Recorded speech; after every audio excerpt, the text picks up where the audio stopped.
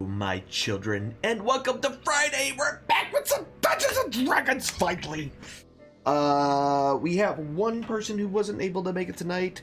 So the part of the bugbear shall be played by me, which makes me pretty and makes you guys really happy, I guess. I don't know. But no, Wormhole Willie couldn't make it, so Greg will be run by me tonight. Which means mostly he'll just sit there and swing a halberd around and kill things, if that happens. So, anyway, guys, welcome. It is episode 12 of Storm King's Thunder. When we kind of left off, it's been a little while, our group was traversing the various parts of the north. They had just passed through the town of Yartar, and are heading north, up through the right next to the Evermoors, on their way up to Morbrin's Shield. They are currently guarding a cart filled with mead, taking it to Morbrin's Shield to a place called Troll on Fire. Or Troll is Fire? Troll on Fire. Yeah, whatever. There's a place we're going. It's on fire. It's not on fire. It's just a place. Anyway, it's a tavern. We're taking stuff there. And that's what we're doing. So without further ado, let's go ahead and gonna introduce all of our players. We have Hustelbaka, who is a turtle druid. We have... Whoa. We have Skamos, who is a tiefling bard. We have Amadrea, who is a paladin, and we haven't really revealed quite yet what she is. And then we have a dwarven fighter, Morgren, who causes all the trouble in the world. In addition, we also have a bugbear barbarian, which is really fun to say, but we have a bugbear barbarian who could not make it tonight. So that is our party members. This is where we are and what we're doing. And here we are on the map. So you guys basically ended the other night. You were able to finish a long rest. It is the next day, and you're about to make your way into the Evermoors as you kind of finish your last part of the trip to Oh, so we haven't even made it to Morbrin's Shield yet. No, you were on the way there. Okay, I thought we were a little bit farther than we were. Whoopsie. Nope, you got about halfway there, right before basically you went into the Evermoors. You probably have at least 2 days travel before you get to Morbrin's. Fair, legit. I say we just keep traveling. Ain't no sense in causing trouble. What? lining You it guys up. had a lot of trouble already. You don't remember there was this nice tomb that you opened up, and then there was the cave that would had all those displacer beasts in it. So there's those. Right, and I remember being ambushed by cats in the middle of the night. Yeah, Craig cats. Yeah, those things ambush you as well. So it's not like it hasn't been an eventful trip. Right. That's kind of my point. Let's just get the more brains. We don't need to find any more trouble at this point, do we? I mean, I'm all for it, but I don't know that you guys are. Well, I don't Jotun and Tolar, your drivers of the cart, are ready to get on their way. I say we just get a move on then. All right. So your next day pretty much just travels. Well, your first half of the day is pretty calm and quiet, and you find yourselves moved up where you're just about to cross the bridge into the Evermoors. There's a brief couple of miles in which you're actually going to travel through the moors themselves. As you kind of get close, Tolar kind of looks at you and just, whatever you do, just stay on the road. That's all. Just stay on the road. I mean, And you start to cross the bridge into the Evermoors. So as you kind of get there, it's definitely, you can tell it's definitely marshy. It's definitely, the ground looks muddy on both sides. The road itself is pretty much just packed down. Stones and whatnot, and that's the only thing kind of probably keeping this entire road from sinking into the moors itself. There's a lot of, you can hear wildlife. You can hear it, but you don't necessarily see it, so most of it's kind of just in the underbrushes and things like that, kind of hiding from you. And you do notice that, this entire time moving north from Yartar, there were random, small farms here and there, ranches, things like that. But as soon as you kind of started getting closer to the Evermoors, all that kind of petered out into nothing. There's no civilization for ever anymore. You used to be, you'd always see, by the time one behind you would get out of the way, you would always see another house or farmstead or something. But there is nothing. So you spend the rest of the day kind of going through the Evermoors. And once you get to the far side of it, that's when the cart stops for the night. The sun's going down, and this is pretty much the point where you're going to have to kind of rest for the evening. Are you guys going to keep the same watch you've been keeping, or are you changing that up, or what y'all doing? Same. Yep, same rotation. Okay. Same works for me. All right. So they tie up the horses. The horses seem extremely agitated, the ones that are pulling the cart. And even both your drivers, who normally aren't, or amongst themselves are generally, they don't really talk to you, but amongst themselves they're generally talking. But that night they kind of speak in hushed tones. It seems everyone's kind of nervous being this close to the Evermoors.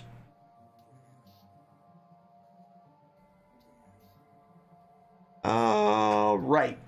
So, as the night goes on, I need you to give me a perception check. With your smiley face in the chat box. You said perception? Perception. That is indeed what I said. Take that. Okay. So everyone's shift kind of goes by, and it's quiet all night. You wake up the next day when the sun rises, waking you up from your slumbers, and everything seems just the way it was when you went to sleep. So you break camp, you get everything together, and you continue on your way, correct? That is correct. All right. So, by the end of that day, you do make your way. The horses are always kind of glancing over towards the moors. The road itself kind of edges in between the Sabrin River and the moors themselves. So you went through it half of the day, but now the road itself is kind of away from the moor, but between the river and the moor.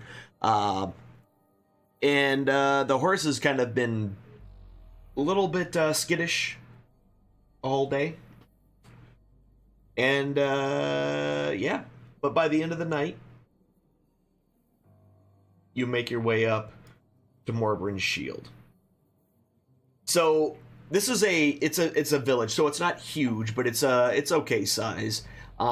It's right on the fringe of the Evermoors, and if you as you come up to it, to the west of it, there is this horseshoe ridge.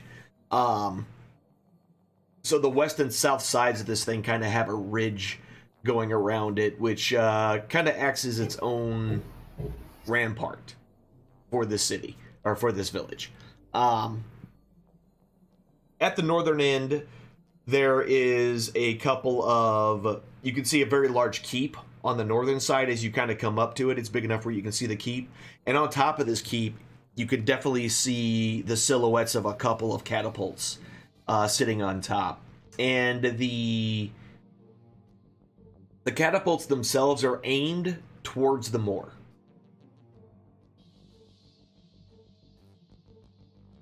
Oh lordy. Something That's probably a good idea. something must be coming out of the moors every once in a while. Seriously.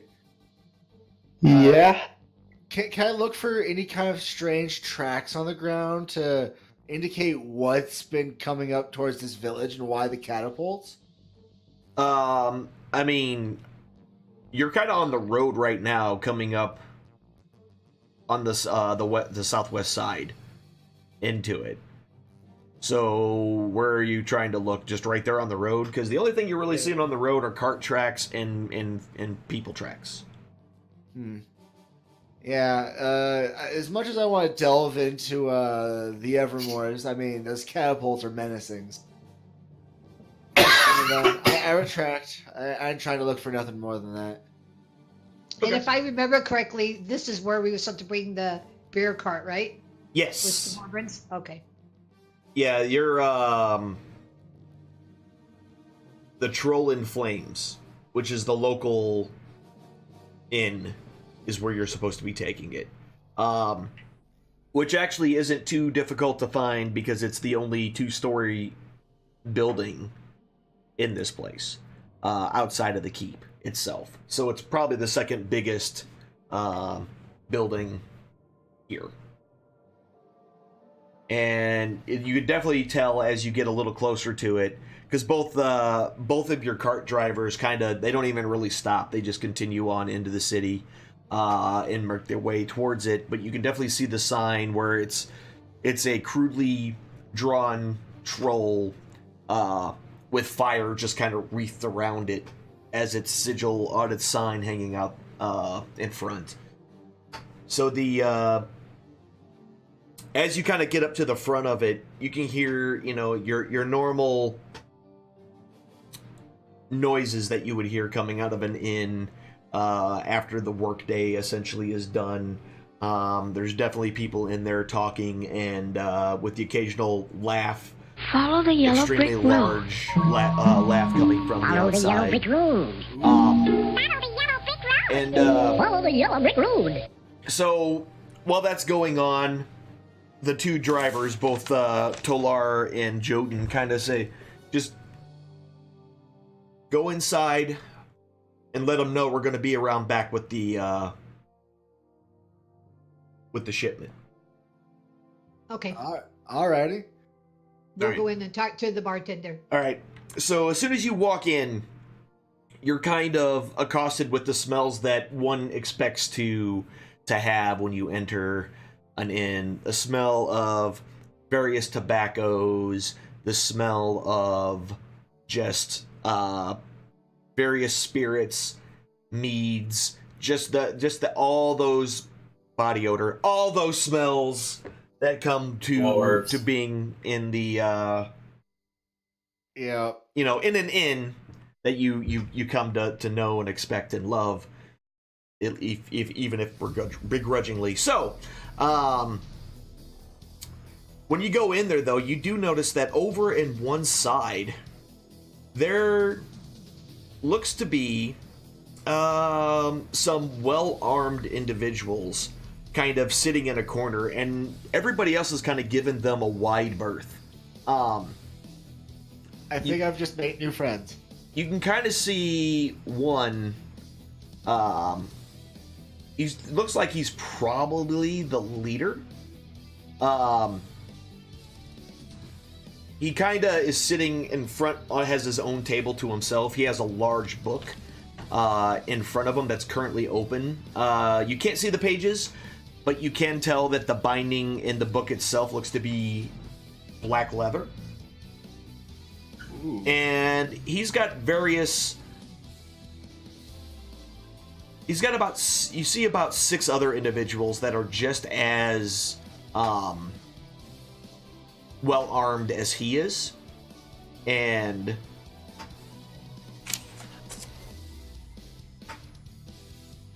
they're kind of keeping an eye on the crowd. Kind of almost as you kind of look at it, you notice that these other 6 well-armed individuals are all, they're almost like a cordon, so nobody is going past those guys at all. There's a couple of chairs kind of laid out in that back area, but nobody else is sitting in them right now. Oh Lordy, I would like to know if these gentlemen are hiring. So what do you mean? What are you doing? Wait, you trying to leave us? I'm not trying to leave you, but I mean, we might pay them to take you. oh, I know you guys would. Hear me out on this. With this kind of entourage, Lord knows they need something done. So, I mean, we're creatures of adventure. Let's go see if we can't find us some fun and interesting work. That's my The first thought. thing- Probably talk to the bartender and I let was him know gonna his I was booze gonna is here. Yeah, I was going to say, I'm going to go up and tell the bartender that we've got his shipment. Okay. Good call. Drinks first. Drinks first, then talk to people who are well armed. All right, that works for me. So you guys make your way over to the bar. You're kind of eyeballed a little sideways by the barkeep, who is kind of an older human and has kind of one eye that's a little bit lower than the other. Not like a couple of inches lower, like, Sloth from the Goonies, but just it's noticeably noticeably lower and slanted a little bit, which kind of gives them a really strange and unnerving appearance. Creepy. Baby Ruth? Ruth, baby. That's right.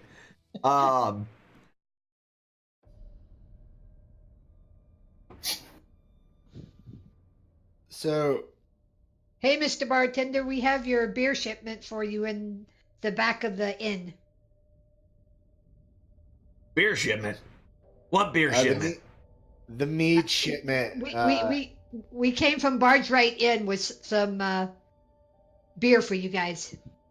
We were told to deliver it here. Oh, yeah. It was the Lascar. Alistair? Yeah, he's the one that told us to bring you some beer. Yeah, okay. Yeah, I know you're okay. Yeah, I've been expecting that. I wonder when you was gonna show up. Well, that's good news, I tell you what. Them 2 knuckleheads with it still in the back, you think? Yep, the cart drivers took it around the back. They told us to tell you that. All right. Listen, I'm gonna be right back. I need you guys to keep an eye on this place, but here's the other thing. Don't go near those guys over there. They're a pain in my ass. And he Who are kind of they? turns around and kind of walks off. towards the back area, which you're presuming is probably the kitchen and the back door. I think we need to go make friends with these people. I'm gonna sit at the bar. Okay. Sorry, I got a cold. It's like, You're she's fine. just like that. That alcohol's a little strong there. Gave you the coughs. He didn't give me a drink before he left. That's true. He did not. I mean, I'm sure the gentleman wouldn't You mind. are us running the helping bar. I You am now left the you guys in charge. I am now the bartender. Hey, get us a couple of meads while you're back there. Heck. Okay, here we go.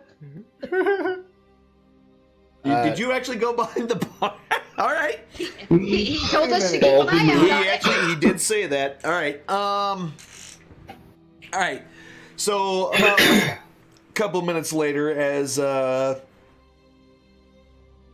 friend with the oddly shaped face kind of comes back in and notices you behind the bar and kind of looks at you, said, "Told you to watch it, not mind it." Oh, I was watching it. Now from. Never mind. What up? You didn't I know what I meant to specify say. from where. You should have. You're right. You're right. I should have known anybody that Nalaskar sent would probably. You're right. You're right. But you did good. You did very good. Thank you. Thank you, sir. Appreciate you. And I'm sure Nalaskar appreciates you as well. So I tell you what, y'all need a room? Sure, we could use a room for the night. That's what it is. But seriously though, who are these people that are so much the pain in your butt? They're just some. See, a few days ago, there was some giants that came roaming through our village. They didn't cause nobody any harm. We just happened to be kind of in the way, and they walked right on by. Wouldn't believe it. Dark skin, bright red hair. Terrible, terrible. But almost no damage to nothing. We just came through and went through our merry way into the moors somewhere. But since then, I guess someone had the bright idea to pay for some mercenaries to come up here, and well, that's some of them right there. That one there in the middle, the one that looks meaner than the rest of them, that's their leader. Every once in a while, he comes in and grabs some of the villagers up, brings them in for questioning. I don't know what he's questioning them about, though. Obviously not giants. Bah. From what I hear, though, he keeps asking about the, what did they call it? Oh, yeah, the tomb. Ooh. You've heard of the tomb, right? I can't say that I have. No. Oh, Go well, on. see, it's this legend from this area. You know this place is called Morbrin's Shield, right? Yes. Well, Yeah. it's named after the famous warrior Morbrin. Makes sense, right? Yeah. Absolutely. Yeah. Well, they say his treasure-filled tomb is somewhere near here. But that's the thing. Yes. They've been talking about it for years. No one's ever found it. And there's been plenty of people looking for it. I think it's an old wives' tale that people tell their children to give them these thoughts of glory. And there ain't nothing out there. So the people that go out looking for it, do they come back? Well, you know this world, sometimes. But who knows? They may have just wandered off. Doesn't mean they didn't come back here. They could have, Yatar. They could have gone north. They could have gone anywhere. They could be dead. They could be alive. They could have been alive and then later died. There's hundreds of different possibilities. And you notice while this guy's talking to you, when he blinks, his other eye, the one that's a little bit lower than the other, seems to blink like a quarter second after his one eye does. Freaky. It's just a little off. So where would this treasure be, or at least where are these rumors leading us? Heck if I know. No one's ever found it. Nobody knows where it is. fair. Damn it! I really want that treasure now. We need. I need to ask Everybody more wants people that to- treasure, kid. But I'm gonna tell you right now, ain't nobody gonna find it because it doesn't exist. But that guy over there, I think, what did they call him? Ulund? Oland? I don't know, something like that. Obo? I don't know. It's begins with an O. I think he thinks it's there. And I think he keeps asking all the villagers around here because he thinks they know. But here's the thing, right? If they knew, why would they be in this little podunk village? Very true. That's what I'm saying.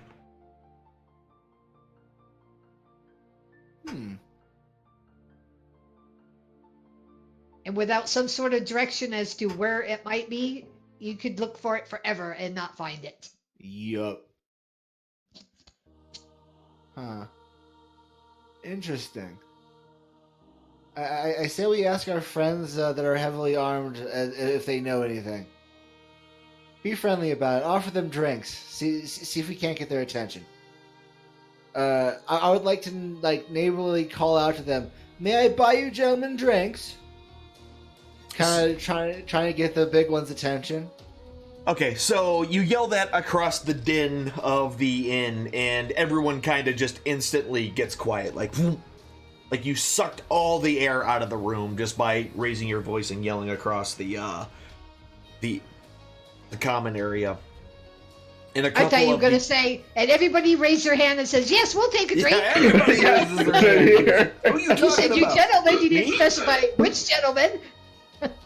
I was actually going to do something similar. Damn it! You just ruined all my fun. Oh, sorry. But no. So after you yell that out,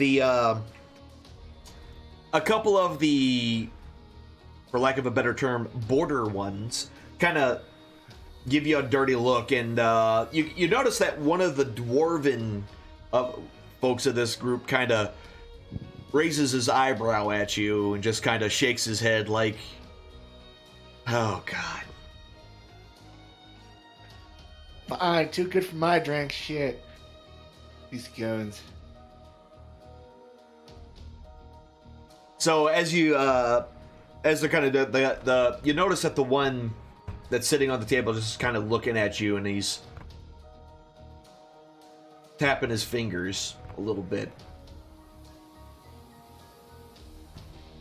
and he kind of looks over and he says something, can't quite make out. He kind of covers his mouth a little bit, and you can't quite hear him as the noise of the tavern kind of or the inn start to kind of build back up. And one of the elven of this group kind of walks up to him, and he leans forward, and the main guy kind of, whispers something or says something, you can't quite tell.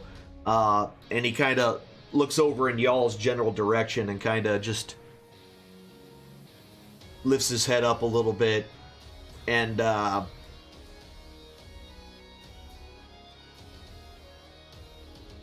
the elf kind of looks over, sees, and kind of just looks at him, says something, and the main guy kind of just points in your direction real quick. So the elf kind of just shrugs and turns and starts to head in your all's direction. Yep. I think this is how I won, y'all. Oh, yeah. Damn it. These guys are way more organized than I was even... Damn it. Okay. So he kind of he makes his way through, and you notice a lot of the villagers kind of give this guy a fairly wide berth. They get out of his way, he doesn't get out of theirs, essentially. Ooh. As he makes his way up. And then he kind of gets up to you and kind of looks at you, looks at the group, and especially looks at the bugbear who is with you. And is that mongrel with you? Yes, friend of ours, actually. Traveling companion, really. I wasn't talking to you, dwarf. Well, that's just rude, friend. Fuck. Yes, he's with us. We're all We together. wish the dwarf wasn't, though. Wasn't talking to you either, tiefling. And he turns his attention back to Amadreo. Yes, we are all together. We are traveling companions. Well, by the looks of you, you're more than just travelers. And I have been asked to relay a mission to you, travelers. Forget about trying to find the tomb. It's ours. And you can forget about it. We didn't even know anything about the tomb. We didn't even hear about it till we got here and the bartender was talking to us about it. We merely came here from Barge Right Inn to deliver some beer to the inn. That is why we are here. Okay. I'll be sure to let Oboth know. But don't try anything funny. And we have saw some eyes cats everywhere. on the way here. I mean, don't try anything. I mean, does And with that, he know kind of like looks at each one of you in turn. I stick my tongue And out. pretty at him. much every Scott. so I can't wait till I make him kill his boss. Wait a minute. So while he's looking at each one of you in turn, when he looks at you, Morgren, you're gonna stick your tongue out at him. Yeah. Right. Oh, God. Here we go. Give me, At least he didn't moon him. do me, yeah, Yet. I mean, do me a favor there, Morgan. Give me a dexterity check. damn it, this is gonna be great. He's going to try to punch you in the face. Right? He's gonna lose his tongue. Let's see. Dex. That would make him awful quiet, wouldn't it? Yeah, if he didn't have a tongue, that You're would right in the definitely face. quiet Oh. him up. That is for sure. All right, so before you get a chance to really react at all, with your tongue sticking out of your face, he reaches up and just grabs you by the cheeks, with his thumb kind of pushing into one side of your cheek, and his fingers poking in the other side of your cheek, basically keeping your jaw open with your tongue sticking out. Uh-oh. While Right. he does that, he also pulls out a dagger and holds it up where you can easily see it. And basically goes, if you want to lose that tongue, do that one more time in my presence, dwarf. Do it.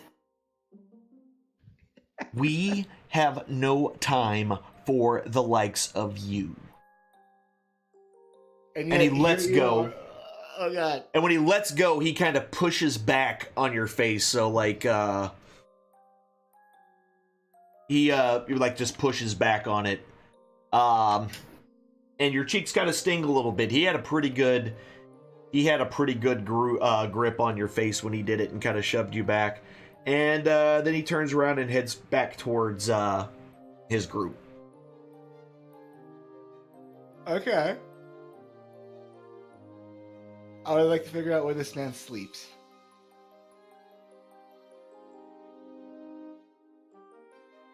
Oh, baby. Yeah, pretty much. I would like to disassociate myself from. Okay, come on, guys. I gotta take my revenge on him now. Yep. This is I'm a kinda solo pissed mission. we could threaten the dwarf. You were the I one mean- that was dumb enough to stick your tongue out, dude. I just wanted to see how we're gonna serious have they no. were. We're gonna have no issue. All right. You know. I know you guys have turned me into them. It'll hurt. These guys are way too serious. Way too serious. That swamp out there is a pretty easy place to lose a body. Oh no, I know that turtle. I know. I know that. That's why. I know that turtle. Don't tell me what That's to why do. I didn't moon them. I mean, I just wanted to see. They're gonna cut off your butt cheeks if you do that. Exactly. So. Oh And lord. your pants will fall off. You'll need 2 belts. So. Oh god. And this is how suspenders were invented. That's right. Right. When a dwarf got his ass cut off in a bar fight. You'll look like Hank Hill. Oh, good lord. I mean, Has he got a narrow urethra too? Anyway, back to the Oh. Anyway. Okay, I'm gonna tell the bartender that we'll take him up on his idea for getting a room for the night. Okay. Yeah, so it for all of you it's just gonna cost this place isn't really all that expensive, so it's going to cost a gold for meals and a room for the night. Per person. Yeah, per person. And just so you guys know, when that elf came up to you, you got a pretty good look at his stuff. He was definitely wearing some splint mail, and you did notice that he has it looks like a long sword and a short sword, one on each side, and almost all of them, he didn't have it on him at the time, but you did notice that there are some crossbows as well that they have, so they probably each have their own crossbows as well. So these guys are definitely well armored and well armed. I'm gonna give the bartender 10 gold for everybody's room and a tip. Okay. So I got the rooms, guys. Yeah, you do. Thank wow, you. That's a lot. That's wow. You guys aren't like the normal ones that but you know what? That's not my place to talk about. So never mind. Don't worry about it. Y'all just enjoy the rest of your night. Let me know if you need anything. My name's Mod, by the way. Not Mud. No, not Mud. You know, when I was younger, Marge? they used to say that all the time. They used to call me Mud. Said my name is not Mud. It's Mod. And some people said it's Maid. It smelled Maid, but it's pronounced Maud. I don't understand why they can't understand. Now you're bringing up some really sensitive subjects. Sorry about that. Maud. Well, I'm Huss. You look like a Huss. And my name is Amadea. Thank you. And I'm Scamus. Nice to meet you all. But have a great night. You know, the beds are clean. So we got that going for us. Ooh. Well, that's good. Well, that's a good place to start. It won't be when the dwarf's done. Hey, That's what the tip was for. Let's survive the night. thank you. Go. Oh, man. All right, so the rest of the night kind of goes on without incident. Other than the couple of sideways glances, you do notice that as you're there for a while, a couple of other well-armed individuals kind of come in, and when they kind of walk in, they seem to be giving a report or something, and then they kind of leave again. And then about an hour later, a different group kind of comes in. So it looks like there's far more of these guys than just what's sitting in the tavern right now. He probably has other guys out looking for the treasure. Right. We got some syndicate action going on here, folks. I mean, you know, I've got this deviant idea. I say that we find one of these patrols, take them someplace quiet, interrogate them, see if we can't figure out if they have any leads for us. How stealthy is detect thoughts? So the thing about like any kind of mind-affecting spell, like detect thoughts and anything like that, is generally speaking, if they make their save, they know someone cast a spell on them and they know who did it. Oh. And a lot of the other ones is that even if it's successful, they may not detect it at the time, but when it fades, they know someone cast a spell on them. The spell probably itself not will a good idea. the spell itself will specify a little more on what they know. But yeah. So, I mean, we're just trying to get some information from these folks. So, for stealthy, when we club the first two, as long as we're far enough away from Boss Dude and his syndicate, we could probably have the jump on them, you know? Probably leave those two behind a tree or something. They won't be found for a couple of days. I don't relish the idea of if they do come back that we end up having a group of mercenaries chasing us all over the world because we pissed them off. I mean, yes. But given... We already have enough trouble when we go into towns. We don't need mercenaries added on top of it. You know, we can also just continue on with our quests that we already have. I think we should just continue on Where's with the what fun we're doing. Where's the fun in that? There's no fun in that. Start a fight. Mr. Dwarf, if you feel like doing that, you are on your own, dude. Damn it, fair. Fine. I won't fight them unless they're causing issues for the townsfolk. Then I'd consider it. Because we're not far from Shadowtop Cathedral, and I know we needed to go there. Yep, we do. All right. Yes, we do. Let's go Shadowtop Cathedral then, or I am going to try to start something with these goons. All right. So I'm gonna buy the dwarf a beer and send him to bed. you're like a nanny. That's hilarious. Now take your medicine and go to sleep. Just for the safety of our group. I mean, Go to sleep. tell me how to live my life. All right.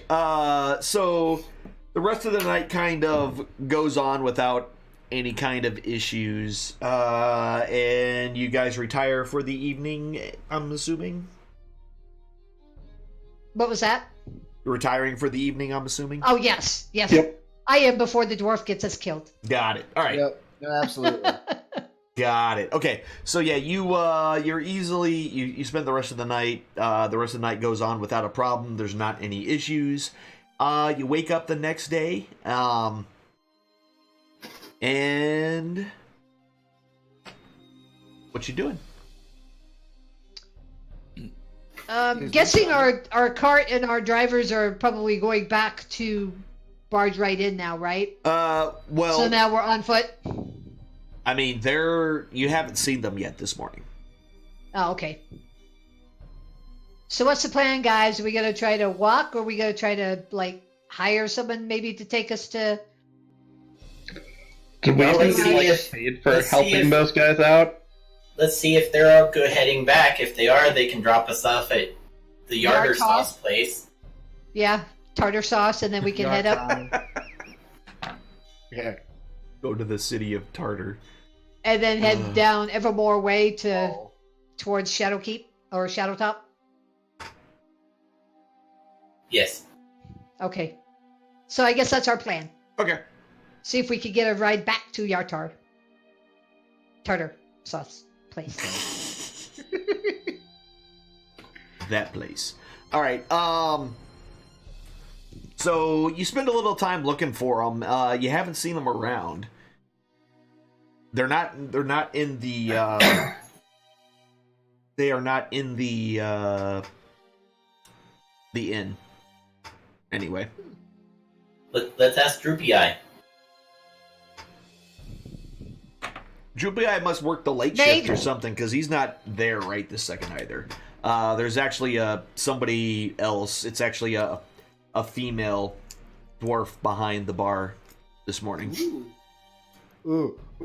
I would like to go flirt with the dwarf. Guess we should have asked Maud to keep an eye on the guys. Oh well. Hey, pretty lady in Dwarven, of course. I don't see many around my type and whatnot. How are you doing? Does she have a beard? No. She kind of looks at you and she goes, "That's funny. I don't see any of my type either." Oh, Slam! Damn. Well played, madam. Well played. Jones. Fine. Guess there's nothing more for me here. Let's go. I may need a cast a healing word after that. Nope. All right. The dwarf was burned. I now know better. Yeah. Mistakes were made. What D4 burn damage?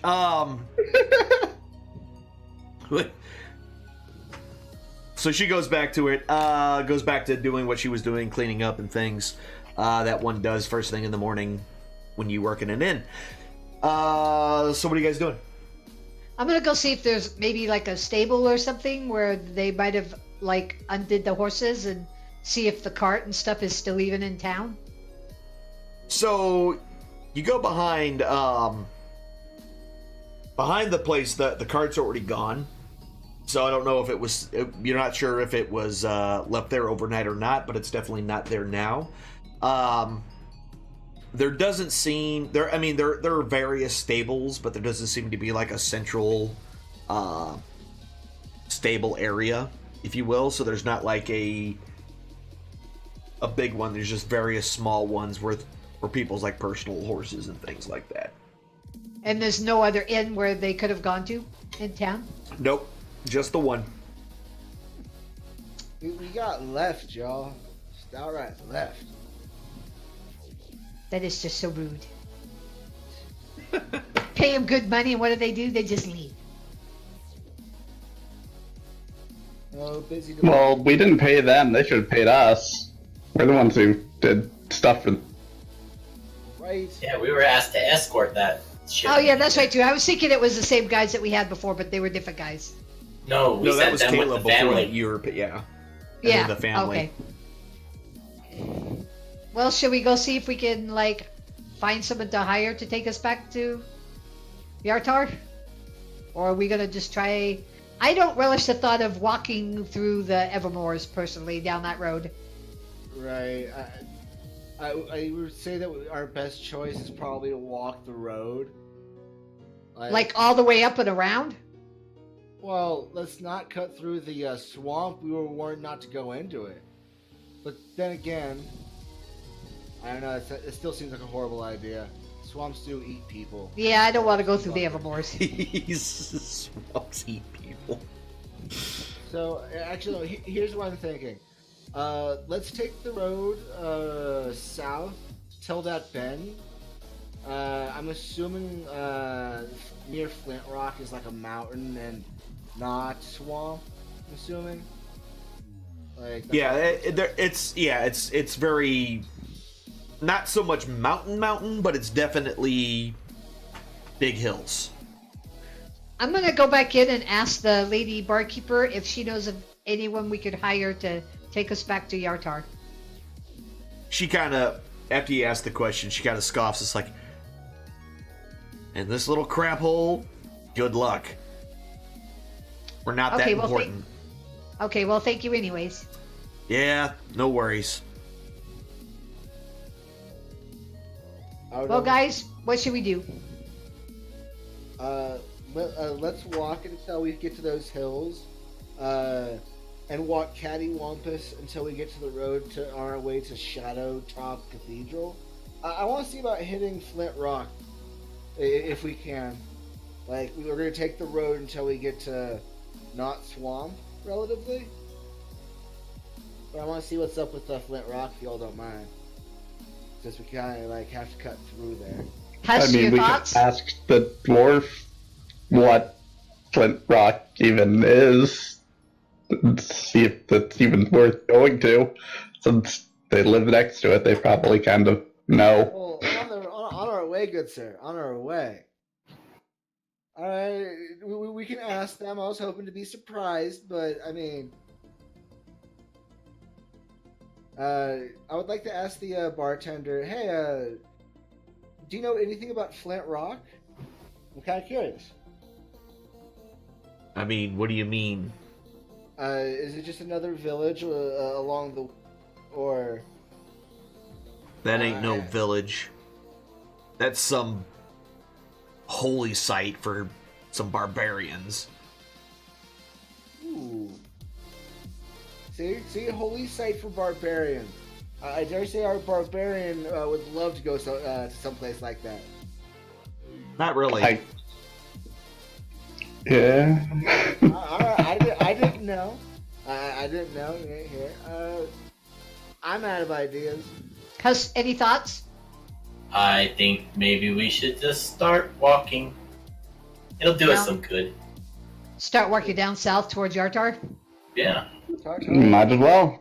Okay, We can stop and see if there's any place that sells like food, and we could make the dwarf like a garlic and onion necklace, and set him out in front of everyone. to ward off evil spirits or anything else that... No, we season him and he gets eaten first, and then we take off. Oh, okay. Oh, I see how it is. Listen, Our sacrifice a lamb. I'm following you around as I'm hoping for turtle soup one day, so give me your crap. If I ever duck into my shell and you start shaving carrots and stuff into it, I'll worry. Right? What are you doing? Don't worry about it. It's cool. Just don't worry about it. Yeah, I think we should just start walking. We're not gonna find any people here. Okay, I guess we're walking down. Those guys told us not to go look for their so-called treasure, and I'm not that interested in that anyway. I mean, Bad things happen to us when we go into caves. It's We true. don't even know the location, so Yeah, we'd that's just be true. wandering around looking for it Yeah, wandering around aimlessly. in a swamp. leave me to In die. a swamp of all places. That's right. I mean, I might find some, kindred spirits in the swamp, but Yeah. you never know. I think we should just continue. Okay, so I guess we're gonna hoof it. Okay. on We the only road. got about a day's worth of swamp, day and a half maybe worth of swamp to get Yeah, through. so like the first day you'll be right on you're going to be alongside it, so the road doesn't go through the swamp except for the one spot that only takes about a half a day to traverse. Okay, I So guess it's just that's right what we're next to it. So essentially the first day will give you right at that little section before it crosses. Yeah. Okay, that's what we're doing then. All right, so Everyone's agreed. first day goes by. You move down, and nothing much really happens during that whole. And wait, where'd that go? There he goes.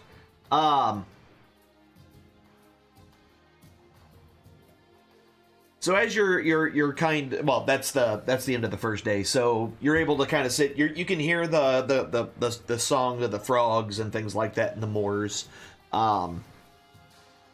If it wasn't such an eerie looking place, an eerie feeling place, you would almost be comforted by the sounds of nature coming from it. Ooh. Delightfully scary. It reminds me of home. It actually really does. There's no place like Rome. Oh, that's fun. Well, let's carry on. All right.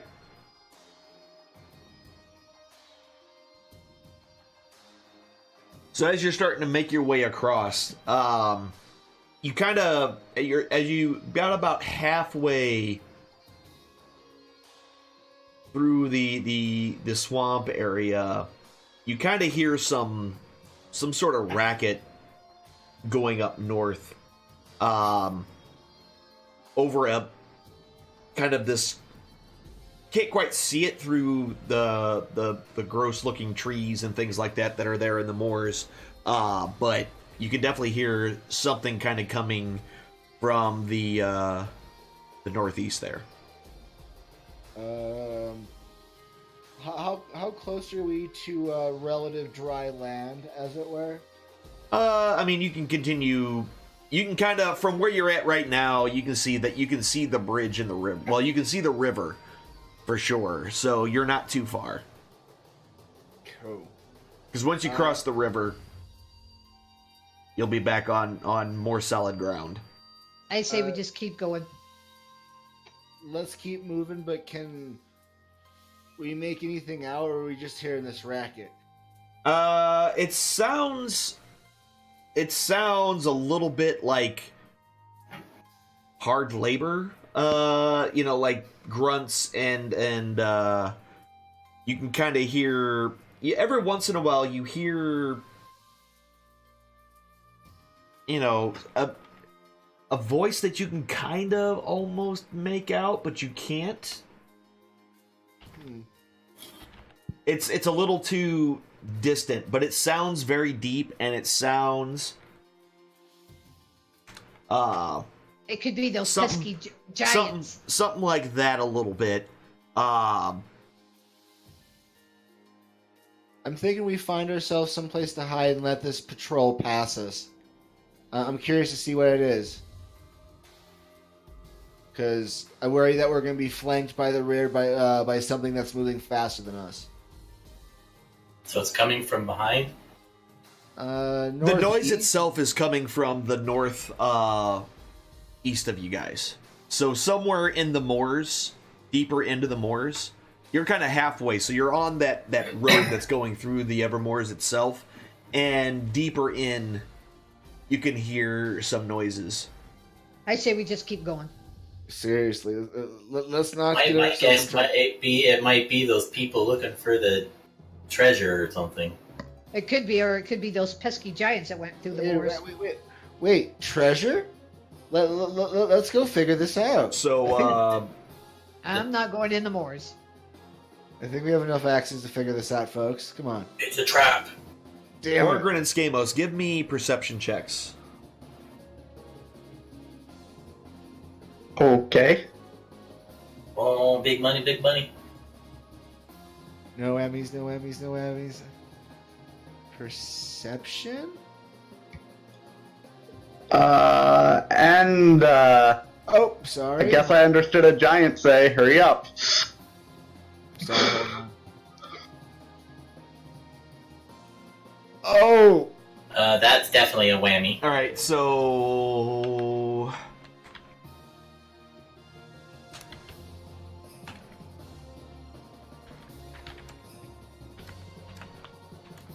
I regret so many things in life.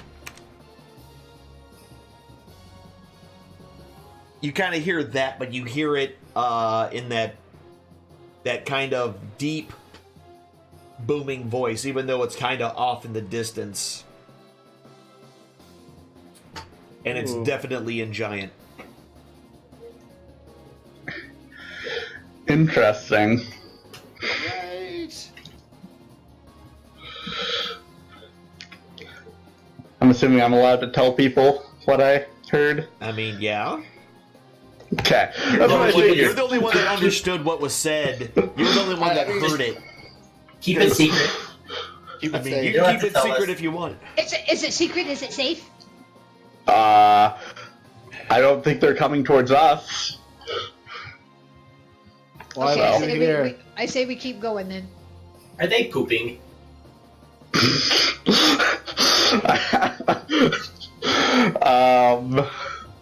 That would be a big poop hole. They want it dug up within 2 days. Because what I heard was I want this thing dug up within 2 days. Pretty sure a poop hole takes So- like a couple of seconds, especially for a giant. What if our friends from last night have somehow figured out how to use the giants to dig out this tomb? What if we're... Oh god, no! No. I'm gonna shut up now. This is a horrible idea, even for me. I say we just continue on to tartar sauce. Let's go. Tartar. Tartar. Come on, guys. Let's go pick a fight with them in the swamp. That sounds like a great idea. Yeah. I am Great not going idea. in the swamp.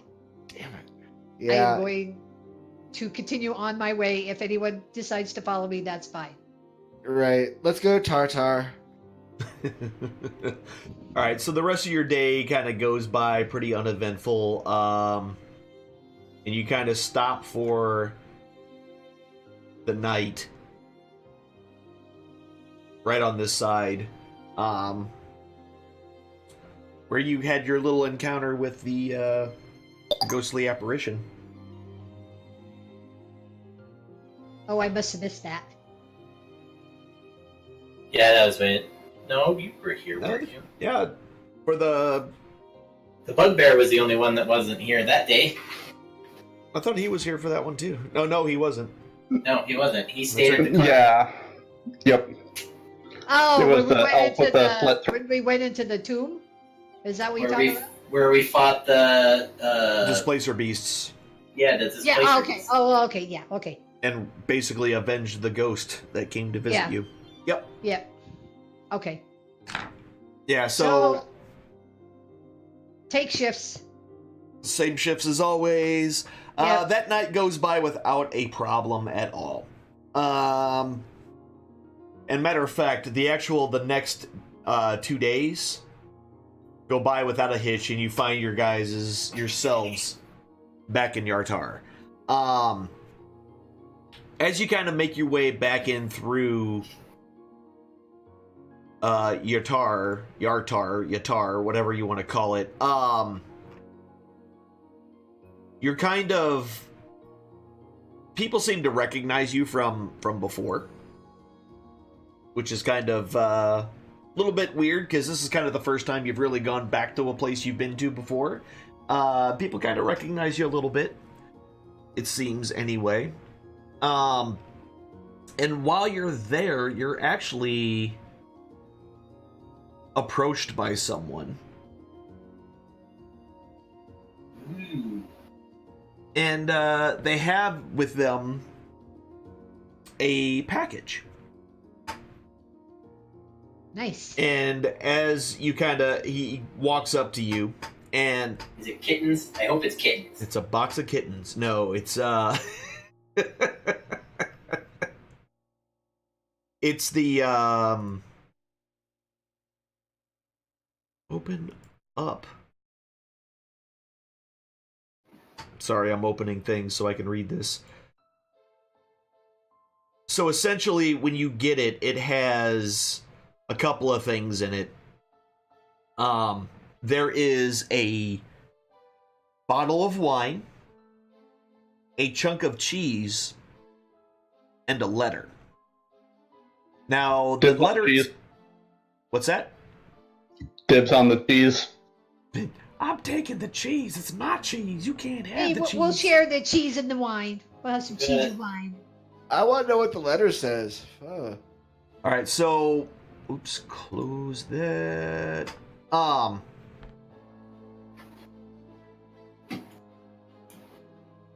Yeah, so...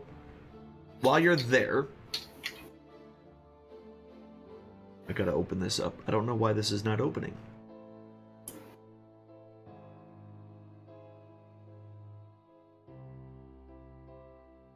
All right. So when you get there, yeah, it's actually really nice cheese, and it's wrapped in some silk, right? And the black bottle of wine, as you turn it over, it looks to be a rare vintage of old Bardrite wine. And then there's that folded piece of paper. Maybe it's a present from Nalskar. I'm gonna open up the letter, see if I can read it. Okay. When you open up the letter, in it are written the following words: Zira, the Happy Cow, Daggerford. And that's it. Zira, the Happy Cow, Daggerford? Yep. Oh, good lordy. I need my notepad. Hold on. Zira, Z-E-R-A. Z-I-R-A. I'm guessing that is the name of a place. The Happy Cow. In Daggerford. I have a feeling we need to go to Daggerford and find a place called the Happy Cow, would be my guess. Where That the heck is wouldn't Daggerford? surprise me. It's by the Ardeep Forests, Nightstone, well, south of that. So really, really, really far away. No. This is Daggerford, you said? Yep. That's where isn't that where you needed to go, Morgan, for something? Yes. For his For two things, actually. Now I have a third reason to go down there. So it was zero with the. God, hold on. I'm trying to get my notes right. Zira, the happy cow, in Daggerford. Thank you. So yeah, who's taking what out of this? I say we just enjoyed the cheese and wine together. Drink it for dinner that night. All right. Yep. I'd Yeah. like So to the hold cheese on is to the a letter really first. nice. Is a very very rich and seemingly very expensive block of cheese. Ooh. It's again, it's wrapped in a silk cloth, so it can't necessarily be that cheap. Can't be bad. Yeah. Can't be bad at that point, especially in this era. Fuck. And that letter is currently in your inventory, Amandrea. Hooray! So now you can read that whenever you feel like it. Who's got the letter? You do. Oh, okay. All right, so you guys enjoy the old barge right wine. You eat the cheese, and you spend another night in Yartar. So, where you guys going from here? So I guess we're gonna. I think since we're so close to Shadowtop Cathedral, we should just keep going to Shadowtop. I agree. I don't think it's a good idea to backtrack clear down to Daggerford when we're so close to Shadowtop. No, exactly. I mean, as far as I'm concerned, if we ever make it to Daggerford, it'll be a miracle in this game. But I mean, yeah, let's go Shadowtop. Sounds like a good idea. Agreed. All right, so how you guys gonna go? We're gonna head down Evermore. Oh, I guess we can see if we can hire anybody in Yartar.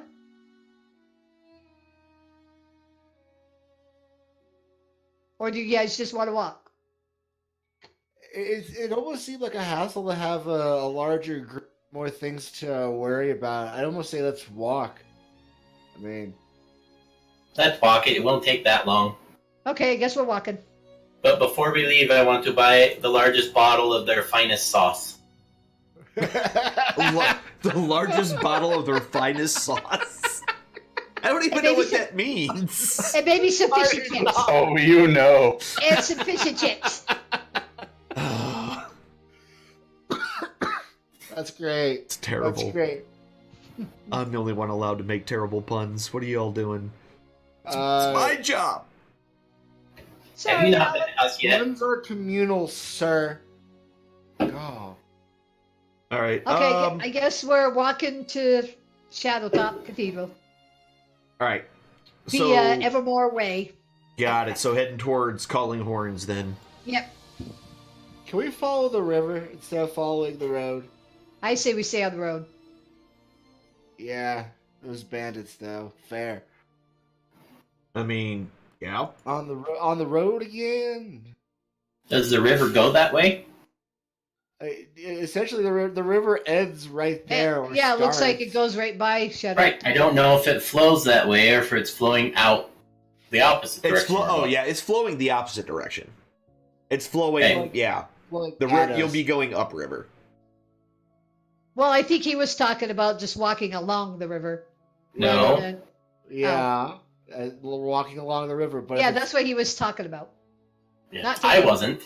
Ow. I I'll mean- ride the turtle up the river. silly turtle.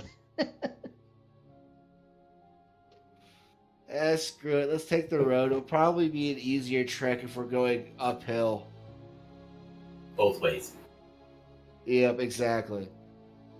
Could use some exercise. In the snow. That's right. So, Your armor's looking a little tight with all that wine you keep drinking.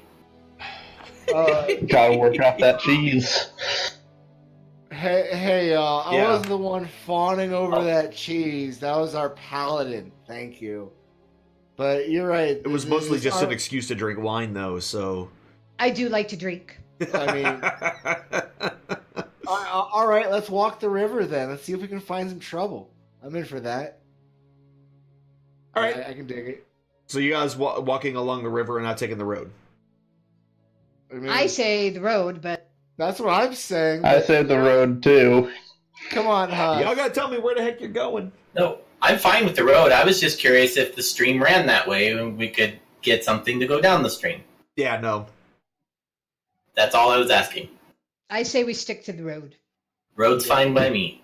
Tally ho Road. and what All right. what? Safer for On Quinn. the road again. So the first couple of days go by without a hitch. You're about halfway through your trip there. Yeah. On the third day, you're met with a few just travelers.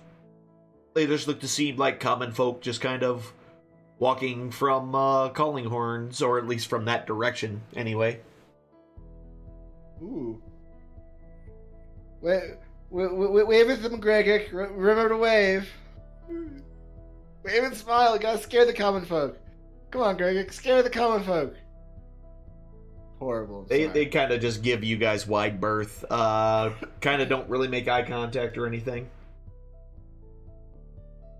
Okay, so we just keep going. Okay. I mean, we are a pretty motley crew. Yeah, We got absolutely. going on, so. So a couple of days later, you find yourselves in Calling Horns. This is honestly, it kind of looks, a lot of the construction here seems a little bit newer than what you've been seeing in other spots.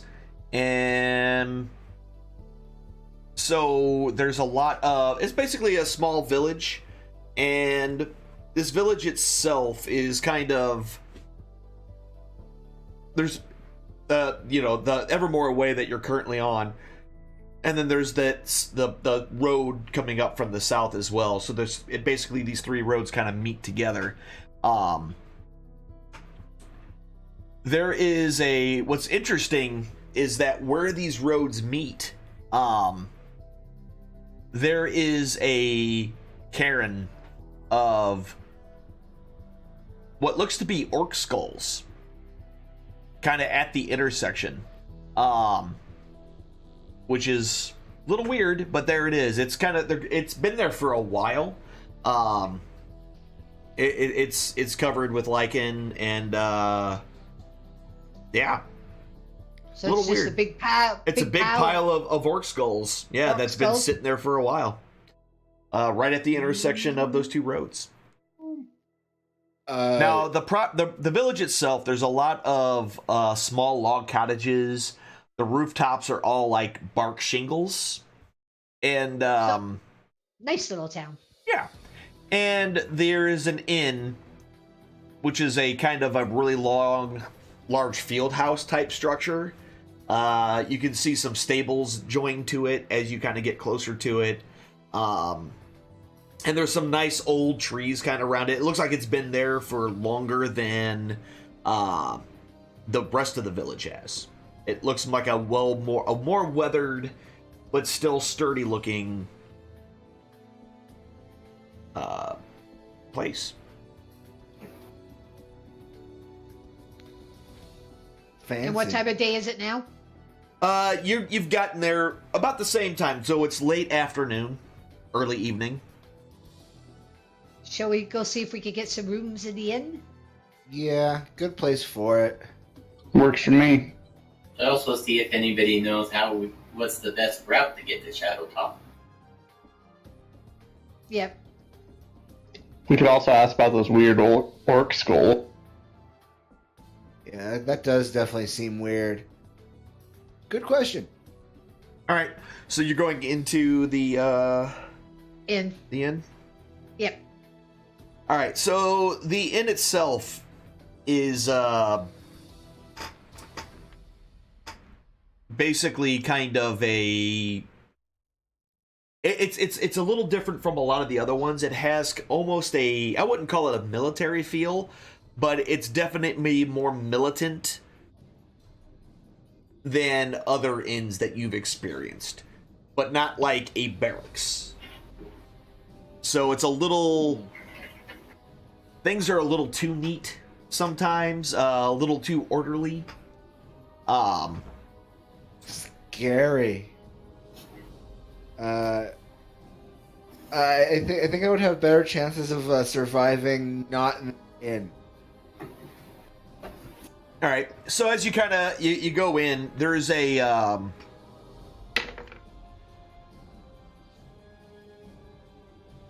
there's a female human. Looks a little bit not old. We'll call it someone who's seen some stuff. She's dressed pretty well for a barkeep. But she's kind of sitting behind the bar. There's a couple of other barkeeps there as well. And she's just sitting there cleaning away. Okay, I'm gonna ask her if she's got any rooms that we could get for the evening. She stops and looks at it and says, "Why, of course. We are always here to serve." Oh Lord. We need 5 rooms. 5? Well, aren't you the high rollers? Y'all wouldn't happen to be adventurers, would ya? We are, as a matter of fact. Oh, that's beautiful. That's wonderful. See, I have a soft spot in my heart for adventurers. See, with us being so close to the moors, well, you know, things happen. And I found that your type are really good for dealing with threats. So it's nice to know, in case there's any threats. Is that what the Yes. trophy pile is out front? Trophy Your lovely- pile out front. Your The, lovely, the threats? your lovely pile of Your- skulls. Your skull collection? Oh, you talking about the that there pile, the cairn over there with all the orc skulls right there where the 2 roads come together? Yes. Oh, honey, that is just an old thing.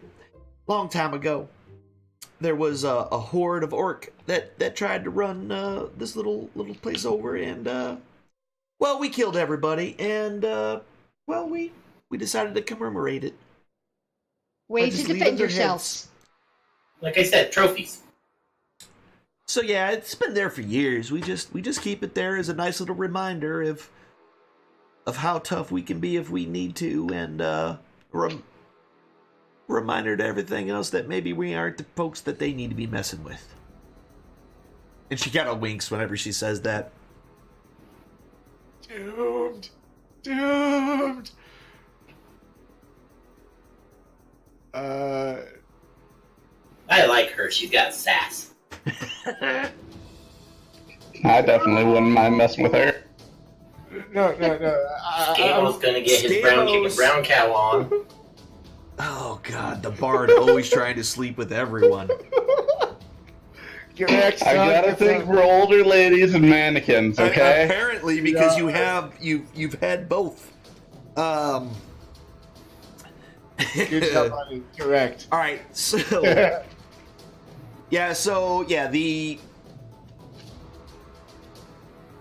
this place doesn't really have a whole lot of single rooms, but they are a couple of them.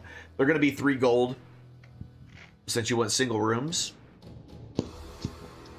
If you wanted the like one of the the longhouse rooms, those are a lot cheaper, but they're pretty much kind of open a little bit with like individual partitions between, so there's some privacy, but it's still like a kind of an open room. We can just stay in that one. Yeah, we could just do the group room. All right, the group room is a gold for all of you.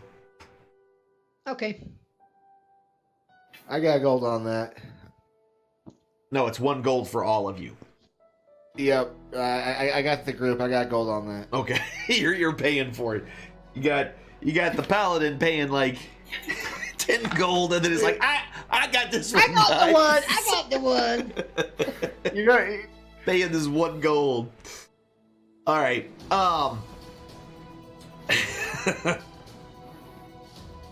Sorry, that's fun for me.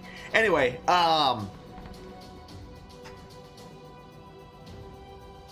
So you guys doing anything while you're in town or anything, or just Going to ask around about best way to get the Shadow Top, or find out more about Shadow Top. give me an investigation check.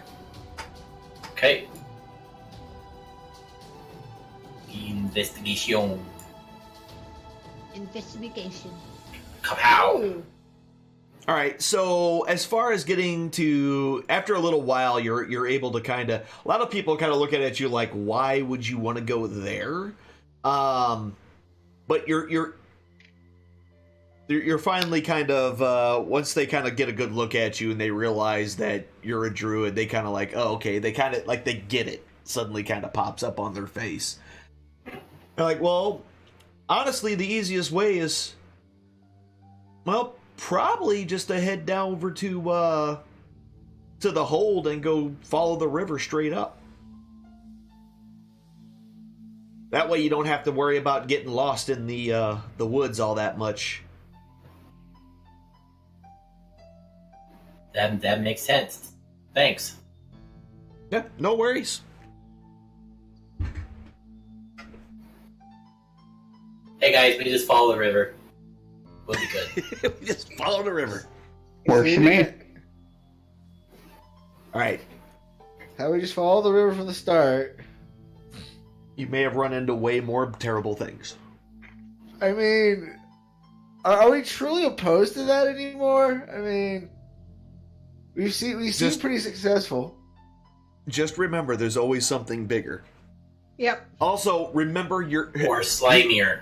remember the cave. Remember your failure at the cave. What cave? Sarcastically. Yeah. Just saying. Things happen. All right, so the rest of the night goes on, and you retire for the evening. So as you kind of,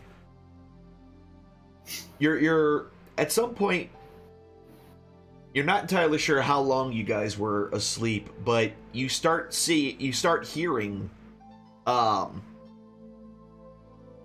it's a terrible screaming, but not God. human screams. These sound like horses that are either scared or hurt or both.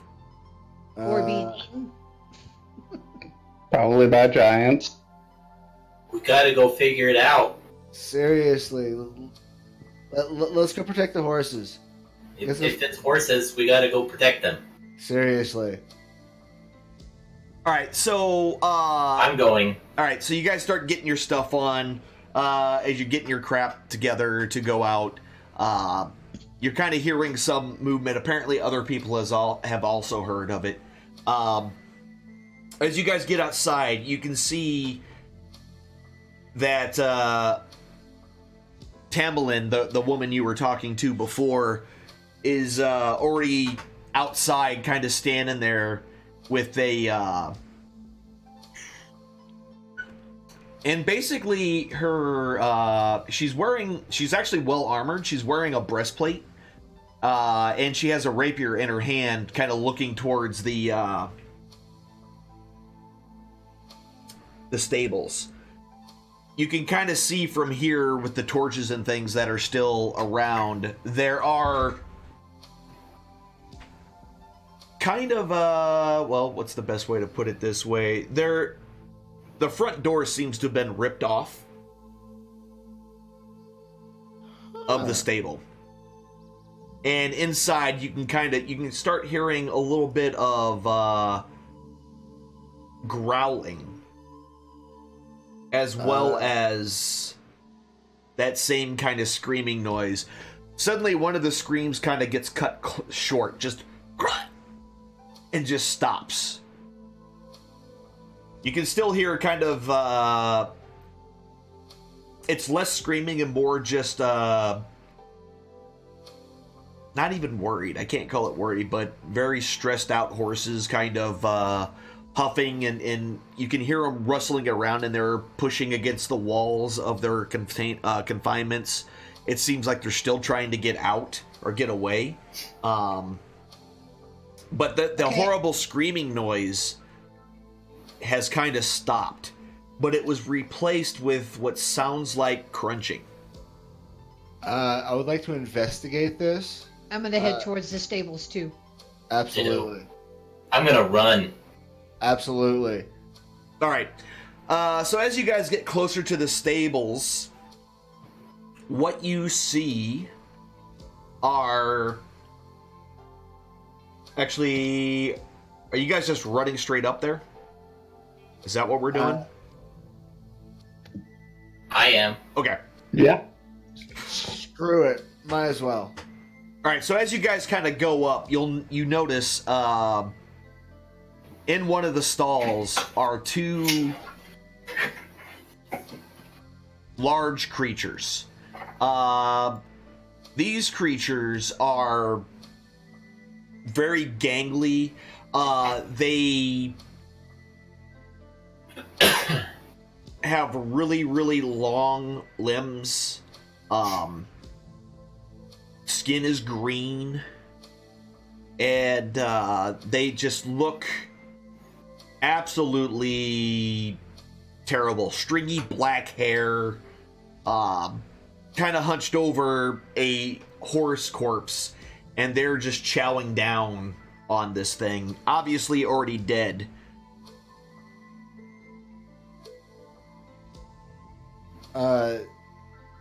Is there a way for us to get in there and release the other two horses without those?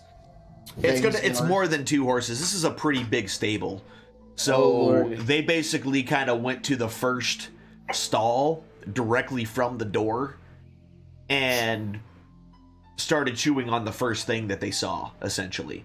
The stable is big enough that, you know, there's a good 20 or 30 stalls in there. And you're not entirely sure how many of them have horses in them, but you're pretty sure a lot of them just based on the racket. How many doors can I open at the same time with thaumaturgy? I can still never say that, but my screamy spell. Yeah, you're. I don't think that can manipulate items. You instantaneously cause an unlocked door or window to fly open or slam shut.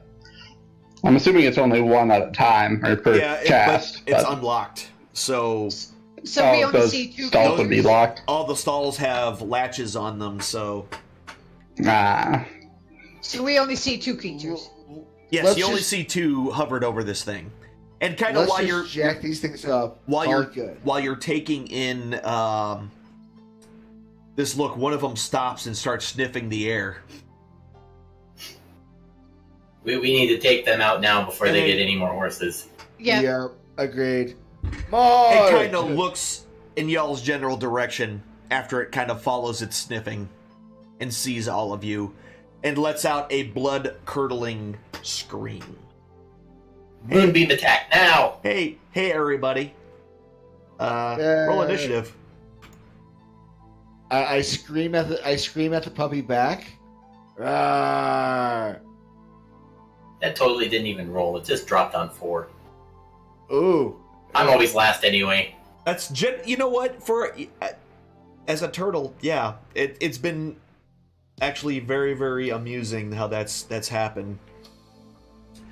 So as the thing growls at you guys, you can hear Tamlin behind you. It's like, oh god, more trolls from the swamp.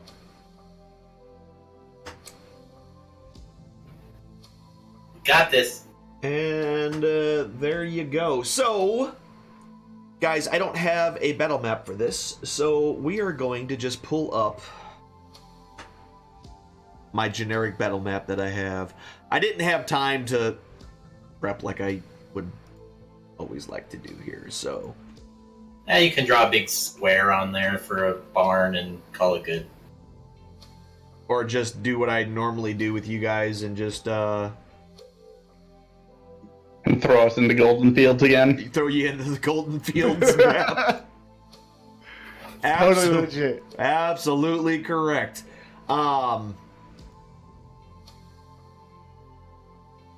Yeah, so this one's here, and the other one is here. I haven't seen anything pop up. I'm putting them in place first, and then I'm going to make them visible. And set visible, and... Oh! Alright, so just imagine that's inside of the thing. So... 2 big unidentified creatures, but she already said that they're trolls as she yelled that, so we'll go ahead and ID these for you. Dang, they ugly. Yeah, they are. And you know what? Everybody just give me a knowledge nature check, please.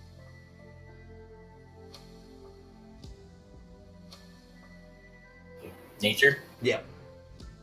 Oh, this is gonna be great. It's not horrible. That's funny that I rolled a 3 on nature. You know what's really funny about that? The one person I did not expect to actually know anything about these creatures actually does. Morgren, Yeah. you remember from your dwarven training, oddly enough, from way back when, that trolls can regenerate, and that makes them extremely hard to kill. So the only way to really know a troll is dead is to either set them on fire or burn them with acid. Just set them on fire. Well, good thing we have a bard that likes to light things on fire. Right. I'm looking at you, Skamos. We need to burn them with all of your unholiness, buddy. Looking at you. It's all you, buddy. Sounds good. There you go. Andrea, you are first. Okay. The first thing I'm gonna do is cast Bless on. I could just do it. I could just put the effect on whoever I want, right? Yep. At So- first level, you got 3 people, and yeah. And I'm gonna do it as a second, so I could do it on 4. Okay. Easy enough. So, hey, Skamos, question for you. Enemies abound. Troll 2, yes? Okay, That's I've fine. got Bless on my guys. Yeah, I can do that. Perfect. All right, you moving or anything, or? And then as a that was a level 2 spell. And as a bonus action, I'm gonna cast Shield of Faith on myself. Those are both full spells, correct? Oh, are they? Let me double check. Like one's not a cantrip, correct? No. One has to be I'm if you're casting 2 spells in a single turn, one has to be a cantrip. Okay, yeah. Never mind. I can't do that then. Right. I mean, you can still run in an attack if you want to, or ready in action, or anything else. Because you guys are essentially. Let me draw this here. So you guys can have a good idea of what you're. So you guys are standing. Oh, that doesn't look. You're basically standing at by this 15-foot door. That's completely ripped off. This door sitting over here. So you got a wall here and a wall here. You're kind of got a walkway going through that goes about 10 feet in.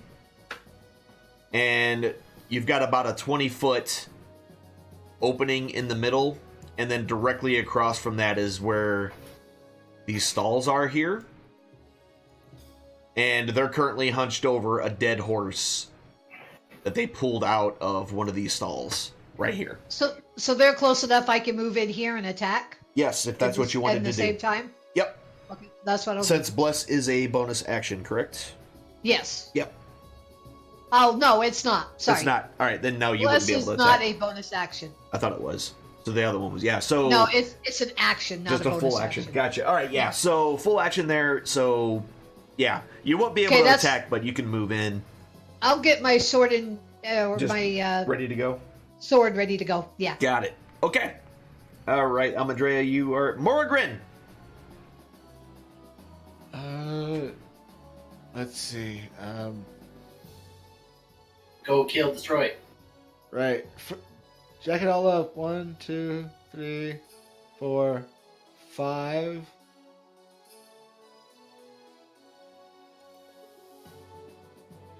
I'm just gonna go running up into this spot here, Okay. and ready in action.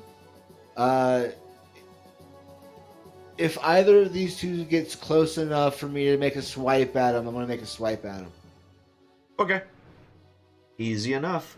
All right, easy enough. And next is Stamos. Now I know you didn't see this coming at all, Yeah. but I'm gonna cast Enemies Bound, Yes, we love that spell. and I guess I'll do it on troll number 2. All right, cast it. Let's see what happens. Yeah, it did not make its save, so troll number 2 is now enthralled, and the closest thing to it is going to consider its enemy. Yay! Yay! All right, troll number 1's turn. It was the one that turned around and noticed you guys to begin with, so that's why it's moving so quickly. But it takes a step forward. It's just, it reeks. It smells like swamp water, and it's just kind of growling, and teeth are bared, saliva just drooling down its face. Saliva and blood from the horse that it was just chewing on. It drops the leg of the horse that it was holding on to. And then as soon as it gets within range, it swings at you with its claw. Boo. And its swing with its claw misses. But then, after it misses, it turns around with these sharp, jagged teeth and tries to bite you. And misses with the bite as well. You quickly dodge out of the way of the bite as it comes in. And then it tries again with its other claw. I mean, seriously. And automatically misses. So, Ooh, that's a +7 on its hit, too. Wow. So, since I had the ready to action, I get to swipe at this guy? oh yeah. He walked up to try to attack you. That's a 13. That will... that'll miss. Ooh, dang. Let me try. Actually, no. Do I get my double attack on that? No, in such you only get case? to make a single attack since you readied. Okay, I got you. Disregard that next roll then. Yep, My bad. no worries. Yeah, so when you're ready in action, you can only make a single, like, melee attack. You don't get your full, like, 2-attack action thing. Fair. Thank you. Yep. Alright, Huss, you're up. Yay! You just watch this thing do, like, a flurry with 2 claws and a bite against Morgan. Can't touch this. No. Right. I am going to get, is there room for me to bring out my animals? Yeah, so that's opening there between... Basically, that center aisle is 20 feet wide. So let me see if I can draw this a little better for you. I see a few scribbles, but with the grid lines, it's hard to tell where Yeah. exactly some of those are. There. That's better walls.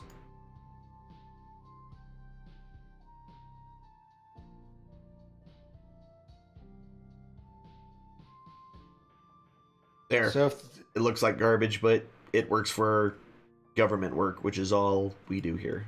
Anyway. Okay. Yeah, so it's 20 feet wide. So these are the stalls right here. The individual stalls. Okay. This stall was destroyed, and they're eating the horse that was in this one. I'm going to do 2 brown bears, please. No! Alright. You with all your bears. You're always with bears and wolves. I'll move accordingly. These guys are doing multi-attack, so I'm going to bring out multi-attack.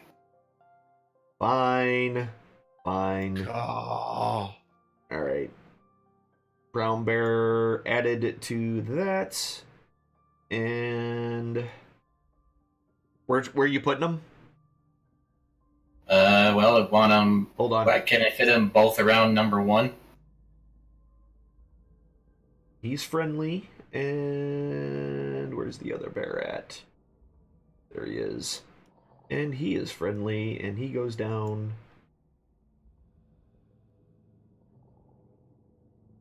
You want to put them both over here? 1 and 2 down there? Sure. Perfect. Okay. Then I just gotta move this bad boy. Didn't want to do that. Or can I put one there? Yeah. Enemies abound? Oh, no, never mind. Okay. I mean, you tell me where you want them. I just had this voice in my head go, the bard cast enemies abound. All right, easy enough. They are after Troll 2, FYI. Okay, Are you done? I'm done. Okay. Troll number 2, who is mad with rage and thinks everything near it is the worst enemy in its life. I hate you so much. I hate you! Is going to go ahead and try to do 2 claws into his troll, used to be his friend. The first one is a hit with 1 claw. Ooh. For 15 damage. It'll swing with its second claw, which will miss, and then we'll try to bite his friend, and we'll hit Get wrecked, son. for another 8 damage. So for a grand total of like 23 damage against his partner. All right, bear 1. Alright. So, attack. Troll 1. Oh, that is a Ooh. crit. Very nice. That's with the claw. Yep. Go, Yogi. And we'll do... 15 Ooh. points of damage. And Got it. now we'll do the bite. That's a hit. I thought you were going to get a second crit. I was going to be like, holy crap, this bear wants this troll. All right, it is heavily wounded. All right, brown bear number 2. Okay, same one. All right, that's a hit. Get wrecked, son. There you go, another 12 damage. And the bite. And the bite will be a miss. Ugh. Can't win them all. Nope, you definitely can't. He almost so did, you- though. Yeah, no kidding, man. That was a lot of damage to troll number 1, like right off the bat. All right, now Gregic is going to move in, and with his long arms and beautiful hair, I don't know, he's just going to reach in with his halberd and take a swing at the troll that everyone else was attacking. That first one is going to hit for another 4 points of damage, and then he's going to go ahead and swing a second time, and that is also going to hit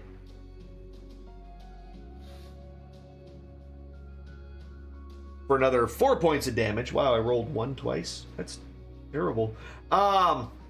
This thing is in critical shape right now. And Amandrea, you're up. Okay, as my bonus action, I'm going to cast Searing Smite on myself, Okay. which makes if I hit them, it makes them ignite into flames. Yes, it does. Oh, yeah. So I'm going to cast that on myself, and then I'm going to move up here and take a swing at troll number 1. Bird, baby bird. That's right. The roof is on fire. Oh yeah, that's a 20. That's gonna hit. Ooh. There we go. 14 points of damage to troll number 1. And now it should be lit into flames. Oh yeah, you didn't actually roll it on him, did you? Nope, it didn't Oh, apply it. Do you want me to redo it on him? Yes, please. And then I'll add it manually to the fire damage. Troll, what is that? 1? How much was that? 5 fire damage? Troll number 1. Yeah, so that was... Yeah. Alright, and that would put him there. He is hurting, and he's currently on fire. And I'm going to do my second attack. Okay. Finish him. Finish him. Or her. I'm not judging her. Hard to tell.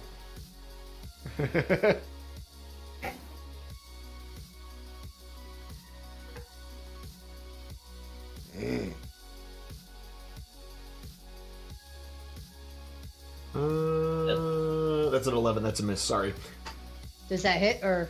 No. Nope, that's a miss. Oh, okay. 11 is a Okay. miss. Okay. All right. Anything And else? that's all I could do. Okay. Morgren, your turn. Ah, crikey. I'm going to swing at the Scoon right here. All right, that's Yay. 18. That's a hit. Wow. All right, 11 points of damage. It falls down. It collapses under the weight of your mighty blow. And it's on fire still? Uh-huh. Hopefully. Ooh, fabulous. I turn to its friend. Take a single step this direction. Got it. And take a swipe at him. And that's a 1, so it's an auto miss. Eh, Step too quickly. Yeah, you did. Just a little bit. Stamos, seriously. you're up.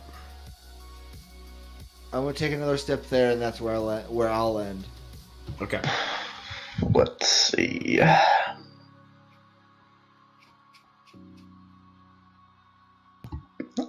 I guess I'll just move up teeny bit. All right. That'll give me a good view. And then I'll just cast a good old firebolt on his face. There you go. That works for me. And that's a hit. Holy crap. Yeah.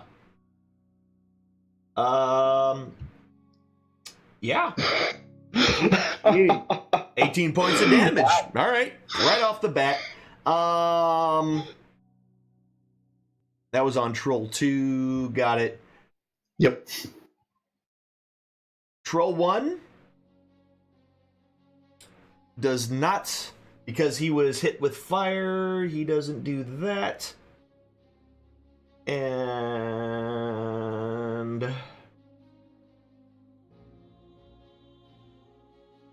yeah. All right. It's still on the ground. Huss, you're up. Alright, I'm gonna move in. That puts me 10 feet away from him, or no? That's 15 from number 2. You are from number 2. You're 15 feet away. So if I'm there, then I'm 10. That's 10 feet. Yes. Okay, that's all I need to be able to do poison spray. Okay. You do it. You do the poison So- spray. I spray, he's got to do the save. Yep. And Failed. fails. 2d12. Yeah. That is 12 damage. Untight. That can't be right. I think I found another spell that's messed up on you. Why are your spells messed up? I have no idea. Nobody else's spells got messed up, but your spells got messed up. Hold on, let me open this. 2d12 poison. Oh, maybe it's when I added the second d12 because I could cast it at a higher level. Maybe. Maybe that messed it up. Alright, I'm gonna try this again. There we go, tight poison. Now it's got poison. I just wanted to make Yay. sure. So now he's poisoned. No, it's just poison damage. Okay. It's a difference. Alright, I tried. Yep, you tried. Alright, so you doing anything else? You moved up a little bit, you poison I sprayed moved them. up, and- I poisoned. Got it. I'm good. Alright. So troll number 2 does not. That's being repressed because he got hit with firebolt. Whoops! I didn't mean to do that. So he has a field of ripe environments, but he is still affected by that spell. So he's going to attack. Yeah, I guess I need to roll saves on that. I don't think it did that automatically. It didn't do it that How time? many taps? No, I think just- I usually have to do it. I mean, honestly, it doesn't matter either way. That's true. The only people left are enemies, so it honestly doesn't matter. So he's going to take a couple of swipes at Morgan. Alright, the first one's going to hit with his claw Ow. for 13 points of damage. He'll swing again with his other claw. That's another hit. Ow. That's 12 more points of damage. And then Not we'll bad. attempt to bite you. And we'll critically hit you with a bite for 13 more points of damage. He just clamps down right on your arm with his gross, sharp teeth. Sinks deep into your shoulder. You scream with pain because it doesn't feel good when he does that. But he kind of rocks your world there for a second. You're going to get such a bad infection. Yep. Brown Bear 1. You're up. Can I move him here? Yeah. You can run through all those people. Okay. I ran through all those And, people and then. he's got a speed of 40, so Ow, my foot, my foot! yeah.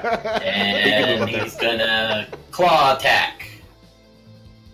Brown Bear use claw attack. It's very effective. Yeah, it hits. Damage. 9 points of Cheryl. damage. Yep. Bite. That is going to miss. Okay.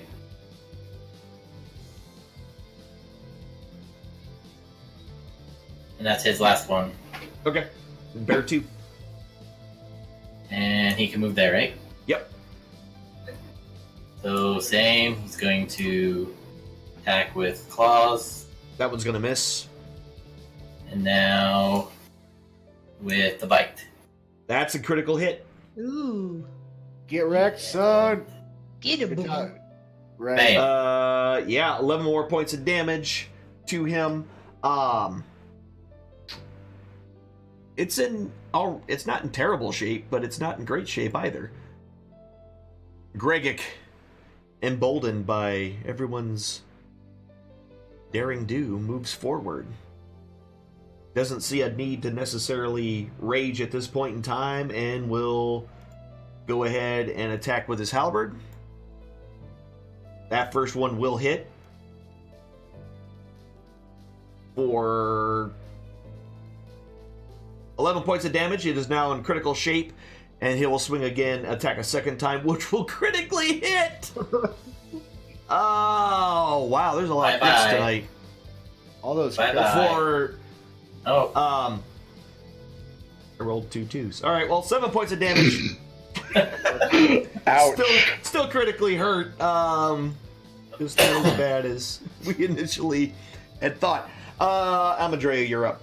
Okay, I'm gonna move up here and take a couple swings at number 2. All right. Who does number 2 work for? That's a critical miss. Oh. that's not. That's definitely a swing. Yep, that's a Okay. swing and a miss. Second time. That is an 18. That will hit. Okay. I rolled it on him, but it didn't go on him. It did. It did. Oh, did it? Oh, Yep, okay. 9 Yep. points of damage. And still then I two. still have Searing Smite on too, so. He should now be that on fire. got used up the first time you hit the first guy. Oh, is it only one time use? Yeah, so it's a concentration spell, so you can hold on to it up to a minute, but on the very next hit, that's when it goes off. So Ah, essentially, okay. you set the first guy on fire, and then the spell goes away. He's Dang still it. over there smoldering, by the way. Which is a good thing. Okay. But yeah, Kind of offensive to the nose, though. Doesn't smell great. it does not smell good. No, not even a little bit. Morgan, you're up. This dude rocked your world. Yep. As a bonus action, as I squee myself, I use my second wind, Okay. which allows me to gain a D10 plus my level. Ouch! So I gain that much life, which I'll 9. match in a moment. So yeah, 9 total. I'll manage that here in a minute. Did I not add that to yours? I thought I did. I haven't spotted it if that's the case. Actions. No, I did not. There's that. And then I'm gonna swipe at this dude's face, cause get wrecked, son. Wow. Did Yeah. that re-roll on that too? Yeah, I told you I set it up. It re-rolled it already. Perfect. Yeah. So, yeah, it re-rolled it, and that one also collapses to the ground. Quick, light it on fire. Right. I ain't got nothing to do fire with at this point. I could swipe at it again, but I mean, I don't have fire. I don't think there's anything else I could do at this time. I pass? Unless I'm wrong. Somebody tell me I'm wrong. No, you're fine. You're, it's lying on the ground dying, so you can't do anything else, right? As far as I know, I can't. And your heal's what? It's 1d10 plus your level, correct? Yes. Alright, let's see. And I've already manually adjusted it for this instance. Alright, cool. Now I'm adding, oh,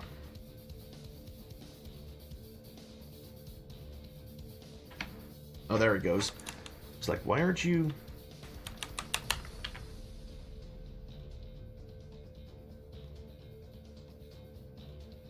It's not letting me edit it. Hold on, dude. Give me a second. I don't want it 11 times your level. Just 1. Oh, come on. 11 times is great. There we go. It's fine. 1d10 plus 6. Now you have it in there. Your second wind is under your traits. Oh, and that's nice. Yeah, so now all you have to do is click that heal and it'll do it automatically. Very nice. Thank you. Yep. Alright, so it is lying on the ground. You are done. Skamos. Perfect. If I just hit it with Firebolt, will it be good? I mean, yes. Okay, just making sure. Yep. So troll number 1 is dead, right? Mm-hmm. It cannot regen. It cannot. It was on fire when it died. Okay. Yeah, that's gonna hit. And I'll re-roll that just for good measure. Do an 18 instead. yeah. So either way, that was fire damage. That's weird. Did it not? I didn't see it say it. Oh yeah. All right. Cool. Yeah. So the fire went, and because you hit it with fire, it does not regenerate, and it is dead. Yay. Where are all the horses at? I'm gonna go. Where are the make horses sure they're at? okay. Yeah. So Where are the horses at? Follow the yellow brick yeah. So road. all of the Follow the yellow brick road. it doesn't look like they broke into any of the Follow the other yellow brick road. stalls at all. So the horses are freaked out, obviously, because these two large creatures kind of busted into the thing and started eating one of their own. So they're still really, really freaked out, but they, and the combat didn't help either.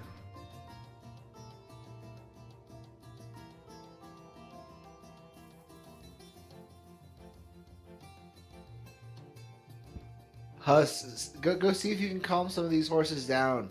Your nature. They'll probably calm down on their own over time. Morgan, how many hit points are you down? Hold on. I'm down 29 points of 70 total. Okay, I'm gonna use my laying on hands and heal him up. All of it. Yeah, I'll heal him to full because nobody else has damage, right? Well, I mean, maybe we'll hit a short rest soon. And isn't lay on hands a bonus action? No. I mean, you don't have to worry about bonus actions or anything right now. These things Well, is I'm- dead. Oh, that. It's just a spell that will do 5 times my level of healing. I'll take the hit points. Thank you. Okay, then I'm gonna heal him up. All right. Use another first level spell. Yep. All right.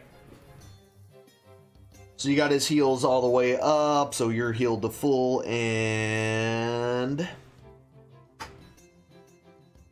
want to thank my brown bear friends for being so amazingly awesome as they fade away into nothing. Thank you, as Yogi. they fade away. Yogi, So- is that what we're calling them now? Is it Yogi and Boo Boo? Yogi, It's the bears. Yogi, boo, thank you.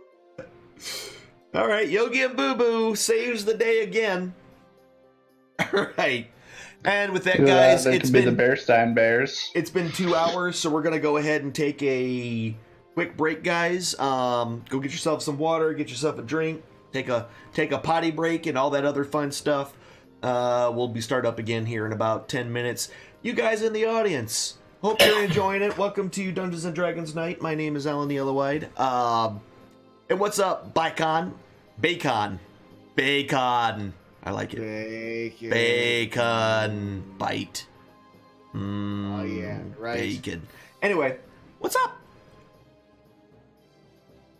Yeah, I'm gonna step away myself. I will be. He loves it. Yes, I will be right back, y'all. Up to the break screen. I'll be back.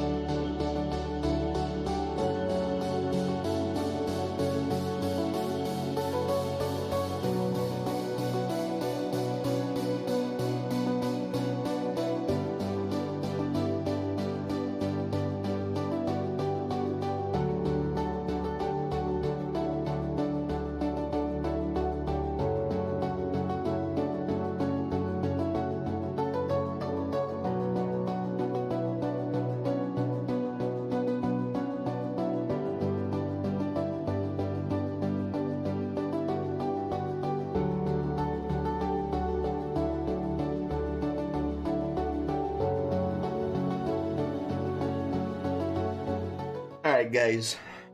We're back. We're still got about 5 more minutes of our break here. So, when everybody gets back, we'll continue on. We have to get rewarded for killing all the bad guys. Maybe. Fat loot. Woo! I mean, maybe. By the way, here's a better look at Patrol.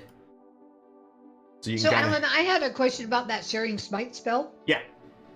It says that they have to make a successful save before the spell ends, and it lasts up to 1 minute.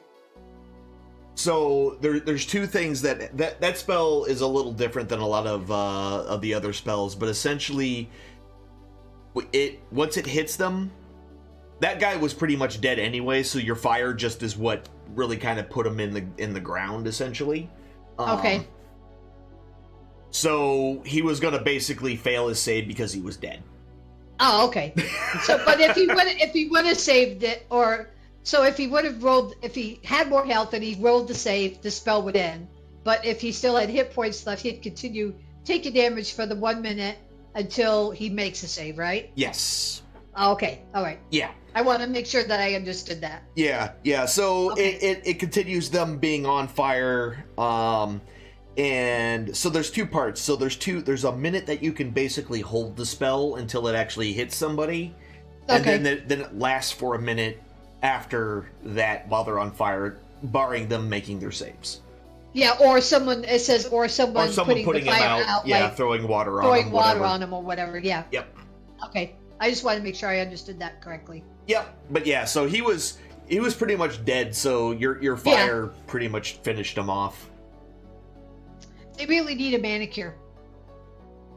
I mean, they that's got some why nasty claws. I mean, that's why they darn near shish kebab the dwarf. Their dreads don't look all too healthy either. No, nothing about the- them is healthy. And the big warts on their shoulders or whatever. I mean, with a what was that? A +7 to their hit. I mean, +6 to their hit. I mean, these guys just almost always hit. They're just that good. Almost like giants, really. Kind of mean- obnoxious. Yeah. I mean, they're trolls, so they're related to giants. Truth. And I'm willing to bet you. Oh, damn pretty. Yeah, isn't he? Right?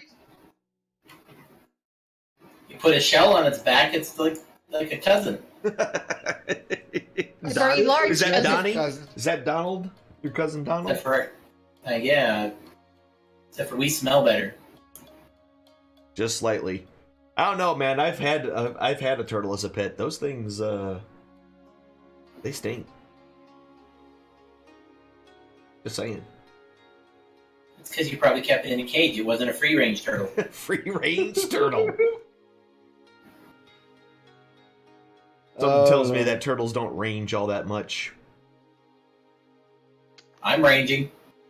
That's true. Look how far I've gone. Look how far I've come since the, aisles down there. That's true. You're no longer a country bumpkin turtle. That's right. Oh lordy, this is great. I've seen some That's stuff, great. man.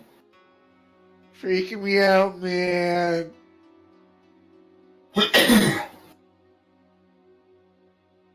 Yes, Dante, free range turtle.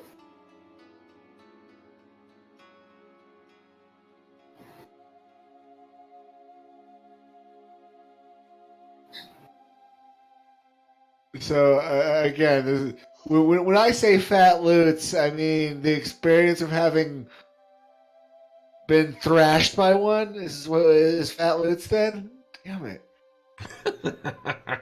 Horrible. I mean, I would kick this dang thing's corpse if that was the case. Kind of meanly, really.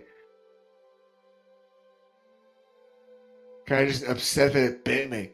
How dare you? You might want to be checked for like rabies or something after that. Yeah, or something.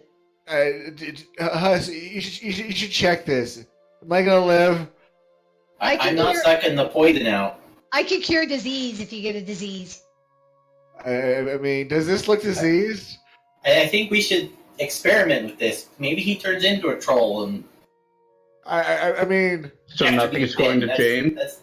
I'm no Smeagol here. I'm no Smeagol here. He'll get a little taller and smell slightly worse. I can cure a disease or a condition. It's true. Well, why haven't you cured his condition yet? I can't cure that kind of condition. I mean, All right. you guys love me though. Are we all back? I think I so. am. Yay. I think so. All right, cool. So, you've just gotten done saving the remainder of the horses from the trolls that were, one died. So Tamlin had been keeping her distance the whole time in the back, but after everything's kind of quieted down, she's comes up to y'all and kind of looks at the aftermath and said, "Well, I guess they just got one, so it could have been way worse." And she kind of comes in. She's got her rapier in her hand, and she kind of pokes at the one that's still kind of smoldering. She's like, "Man, these things have been coming more and more common. I don't know why." She kind of stops and looks at you and goes, "You know what? If you guys go out there in the moors and try to find out why these trolls has been coming into our area, why, I might have a reason to reward you." Ooh, fat loots, you say? I'm interested. Guys, what do you say? Let's go kill some more trolls. I'm in. I don't relish the thought of going to the moors personally, but I think we should stick on our quest and head to Shadowtop. We can always come back, maybe, and do it after Shadowtop. I mean, but we're here and now. We can do something about it now, and then go to Shadowtop. I mean, cut some of this back and forth out of our little adventure here. Come on, fat loots, everybody! Come on. Why don't you guys want to get paid? Fine. I'm always fine with impressing a pretty lady. Oh my god, I love you. He wasn't See? talking about you as a pretty lady. Yeah. And then, so after she kind of looks and she looks at the aftermath again, and she's like, "Well, we'll get this fixed in the morning. But I tell you what, because you guys had helped me out today, I'm going to go ahead and refund you your rooms for the night. That's the least I can do." And then she kind of walks up. Split 1 gold. Ooh, And then yeah, she we kind get of gold. she kind of walks back, and as she walks by Gregik, she kind of takes her hand and runs it up his long, gangly bugbear arms, Ooh. and kind of squeezes his shoulder and says, "I might be able to do more," and just kind of walks back. You've got competition, Skamos. Okay. You're gonna really have to put on that charisma. We shave Gregik. We glue his fur onto me. Tricker. That is great. It's like, wait a minute, someone wanted the bugbear? This is an affront to everything I stand for as a bard. That's right. Willie's gonna come back and he's gonna be a hairless bugbear. And we're gonna have a furry tiefling. So how Is there did this anything at happen? all on the trolls' bodies?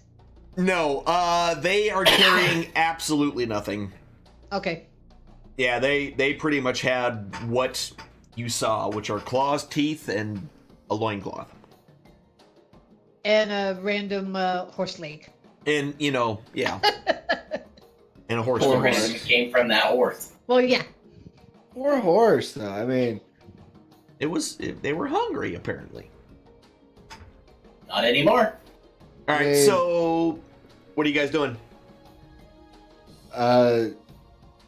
so We're here. We should look at the troll thing.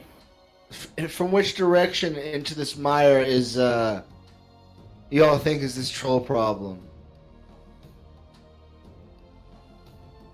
Because it's a rather large mire, as it were. And Lord knows what else we'll run into. Slimes, who knows what will be in those moors. Oh god! I just right. don't think it's a good idea. I mean, arguably nothing we've done is a good idea. So I say that we should just run with it, see what happens, and do what we always do. Arguably, nothing we've done has been a good idea. And And that's it's not the like quote of this the night. smell's all too bad. We're used to the dwarf, and he's much worse. I'm sorry, that's funny to me. Oh man. I'm just waiting for someone to tell me I'm wrong or close. Come on. You're right. I mean, you're not gonna lie until you're wrong. I'm sorry.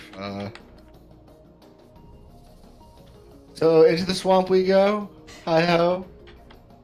If we're gonna go, I'd recommend a rest so we can regain everything back that we used. And Yeah, then you get can points additional. you can finish the rest of your you can finish you can get a full on rest. Long rest.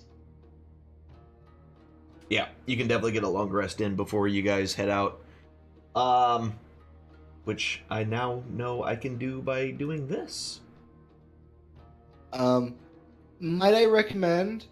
Let's head straight north towards the arguably lake-looking thing in the middle of this mire, just as an initial direction, unless we find something before. Thoughts? Should go to those lumpy things. Okay, I like the direction. That might be where something might live, as I'm a lumpy thing.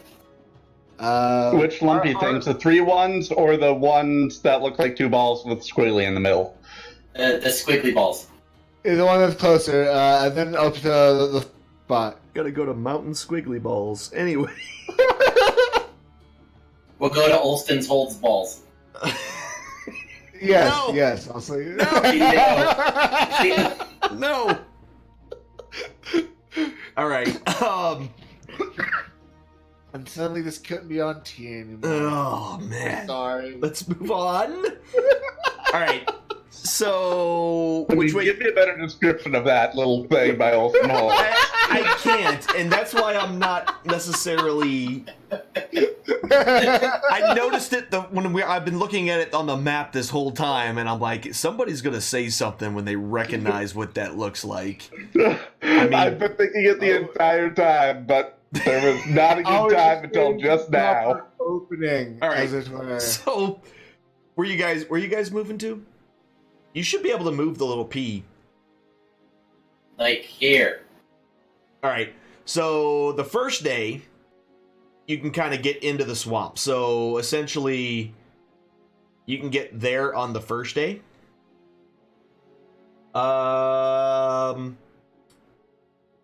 Is there any? Let's see here. So throughout the first day, essentially, we've got. Nothing really kind of happens during the day as you kind of make your way through the moors. It's just that the ground is kind of squishy. And, there's a couple of spots where it's like sucking mud, but it's not like terrible. So you just gotta watch where you're going.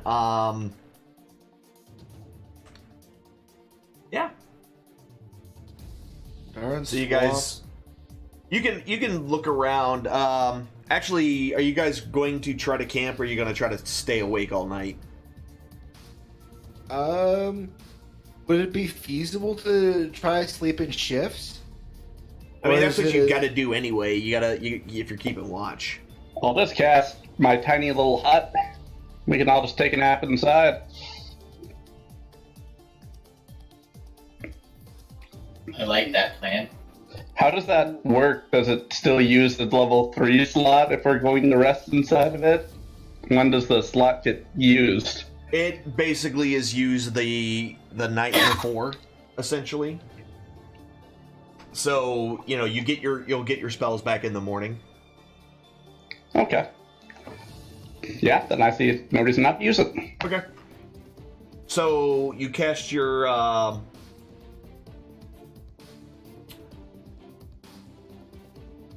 spell, and your little invisible hut appears. Actually, that doesn't make any sense. How does an invisible hut appear? It doesn't. The door just unzips through time or something. Yeah. So yeah, you're able to summon the hut. And as far What as color should the hut be? It's opaque from the outside. Any color we choose. Brown. Brown works for me. Nice little brown hut. Brown hut. All right. Yeah. So the hut appears. And we will call it Java. Oh God. Yes. Bring me Sardo in the Wookiee. Oh. We have a bugbear, which is like a Wookiee. Very close to a Wookiee, actually. What? No, don't ever. Dibs on Big Han. All right. I called The mannequins. Leia. So as you guys kind of you spend the night there, you got a good eye. You can kind of see some of the wildlife kind of moves around, since you can see out. If I remember right? It's clear on the way out. Yep, it's transparent looking out That's and right. opaque on the looking in. Yep, that's right. So you can see, there's various wildlife.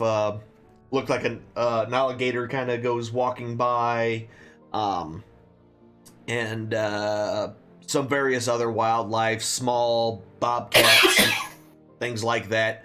Some of them kind of come up to the hut itself, but nothing outright attacks it or anything like that. So that's your first night. The night goes on with pretty much out a hitch, and the next day starts. Alright, I dare say that we should spend our next day going in this direction, yes? All right. So you make your way up to these two kind of large hills that are much more solid than the surrounding areas. Higher elevation, so the water doesn't really get up to the top of it. You can probably climb up on it and maybe get a better vantage point of what might be around. But it's just it looks like a couple of hills with this kind of a creek coming from. They're really tall, so they're. I don't want to call them mountains, but they're definitely. Can I? And they're taller than the surrounding area, so can I look through the surrounding area and see if I can see any signs of life or trollness? I mean, sure. You can climb up and take a look. Climbing up is not difficult. It's not like it's super treacherous or anything like that. So go ahead and give me a perception check. All right, hold on. Where did I put that? I'll climb up and look too. Okay. Oh, Same what thing. the? Seriously, the game. Because I had a feeling something like that was going to happen. Not like I did much better. Yeah, let's all climb up and look. I was gonna go to say.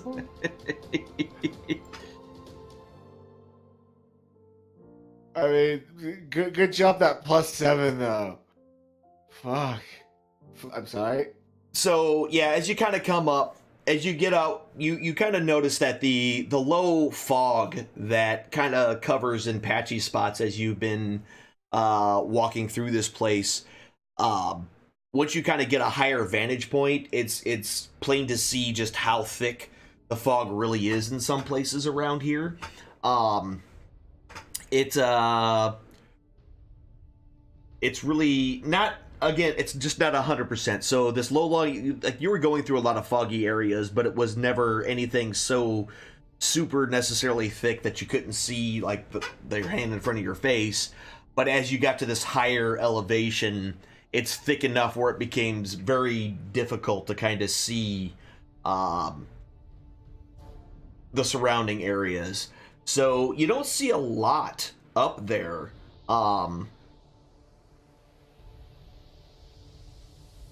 At least from where you are right now.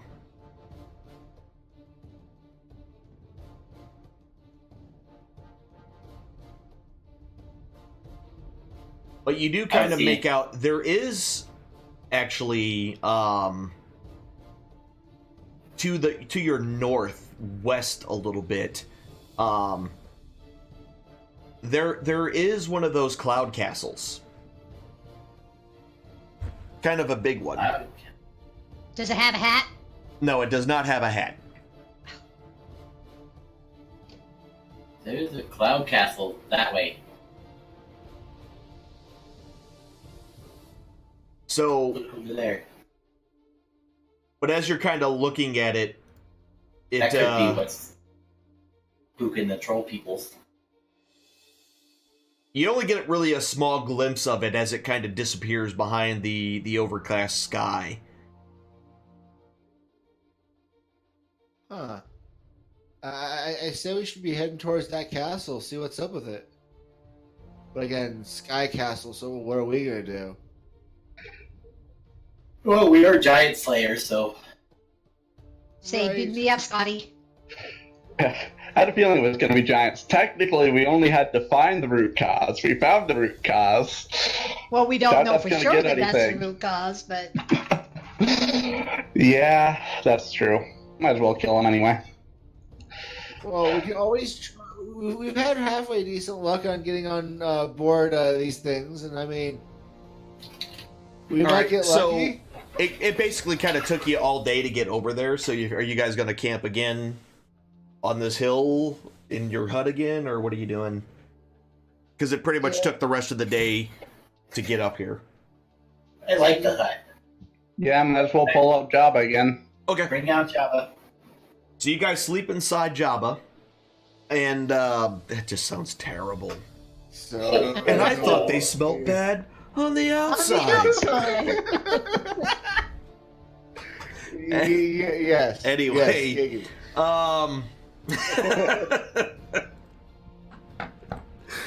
Alrighty then.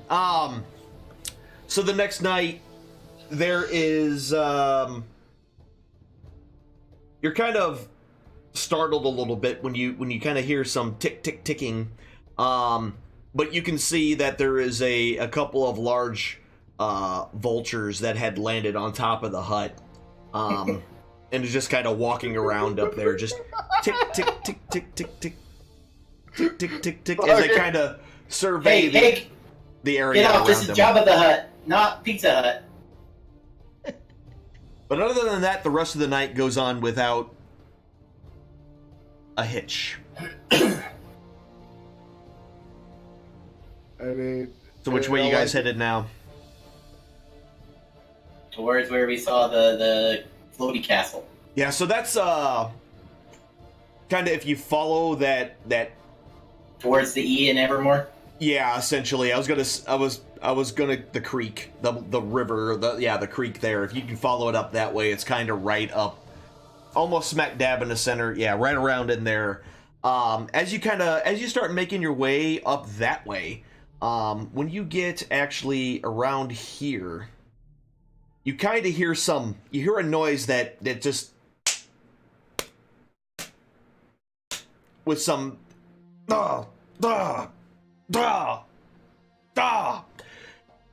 going with it as well. are they playing patty cake? Please don't yell, you'll go blind. oh Lord. You can't quite Sounds see like where giants to me. you can't quite see where it's coming from.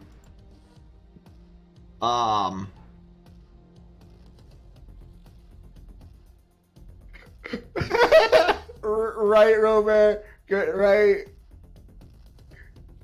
This is great.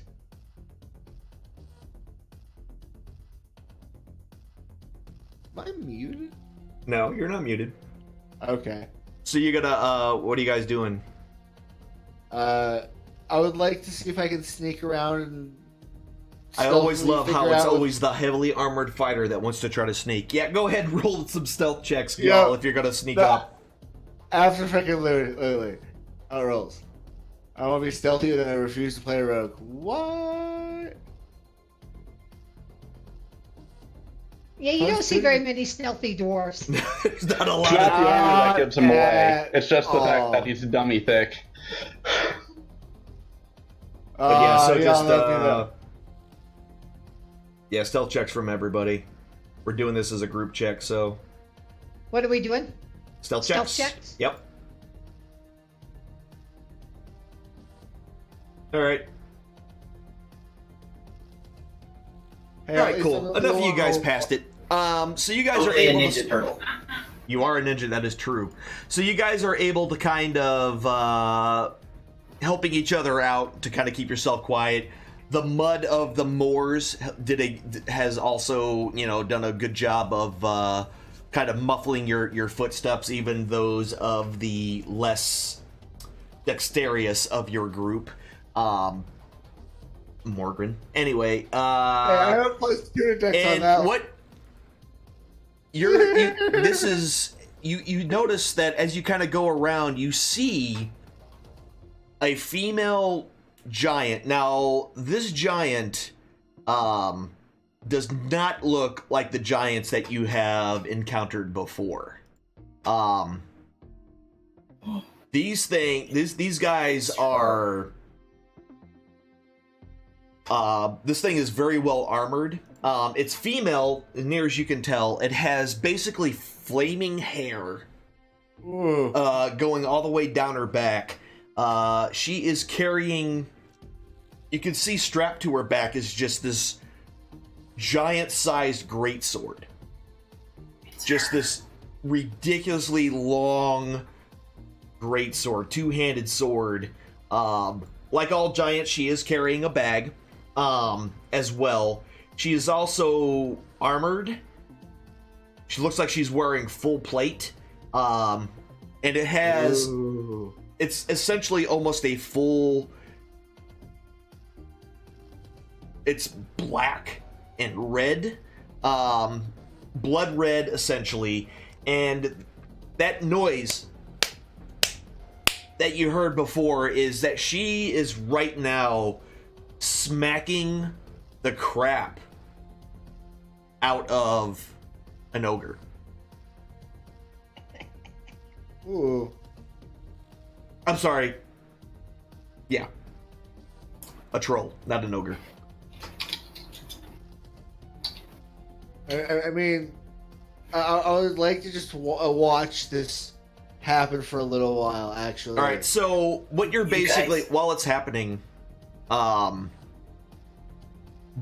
Skamos and Morgren, you can basically hear her while she's smacking the crap out of this thing, admonishing it for basically not finding food. She keeps complaining about how hungry she is and how this worthless troll has not found her anything to eat yet. So eat the troll. Seems legit to me. I think I'm in love. This is the boss lady. Guh? The one that everybody... Gah? Yeah, the Gah. one that everybody... I would assume Go would be a hill giant, and probably more towards Golden Fields, not, Maybe. way off in the middle of nowhere. I'm Well, assuming with maybe- fiery hair, she's either a fire giant or in the cloud thing, so Well, cloud if giant she's could wearing be a possibility. Could just be a costume. Well, still, if she's got a breastplate, that's very high AC. She seems intelligent, so We ain't taking her down. not easily. Not with our usual tricks. Are there any other creatures around us, or just the creature we're assuming to be Guh and the creature she's bludgeoning? That's all you see right now. So we pretty much probably know that she's the one that's making all these trolls go out, which is the main reason why we came, is to find out why the trolls keep coming into town, and now we know because of her, probably. Right. Yes, So maybe we should go back and report this, and get more people. because I don't think the 5 of us will be able to take her down by ourselves. I would say there's a slim chance 5-1, but again, breastplate, low AC, melee heavy. Great sword, all that kind of stuff. And we don't know if she's got friends. Oh yeah, the moment she starts yelling, And we don't know if the trolls will help her or help us take her down.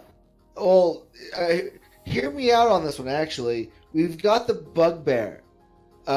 We use the bugbear as a kind of liaison in this particular case, and see if he can't rally. Like, Isn't the bugbear part goblin, not troll? Yeah. Yeah. Yeah, damn it, truth. I say we go back and report. That's what I think we should do. That's either that or I try and seduce her. Seduce her. Just Okay, seduce you her. stay here and try to seduce her. We'll go back and get help. Wait. I think that. I think I Skabo, so should you gonna stay go on- by death by snoo snoo? Is that what's about to happen here? Hey, you can't go wrong with the redhead, and I mean, fire. We'll buy you a red perfect wig woman. for. We'll buy you a red wig for your I'm gonna dummy. support the bard's actions right here. Go get her, Tiger. Go get her. All right. I'm actually gonna go back with you guys, but it was either we try my idea or we go with your idea. Bard's idea is the best idea we have, guys. We should let him do it. Right. So, guys, go ahead and give me another stealth check.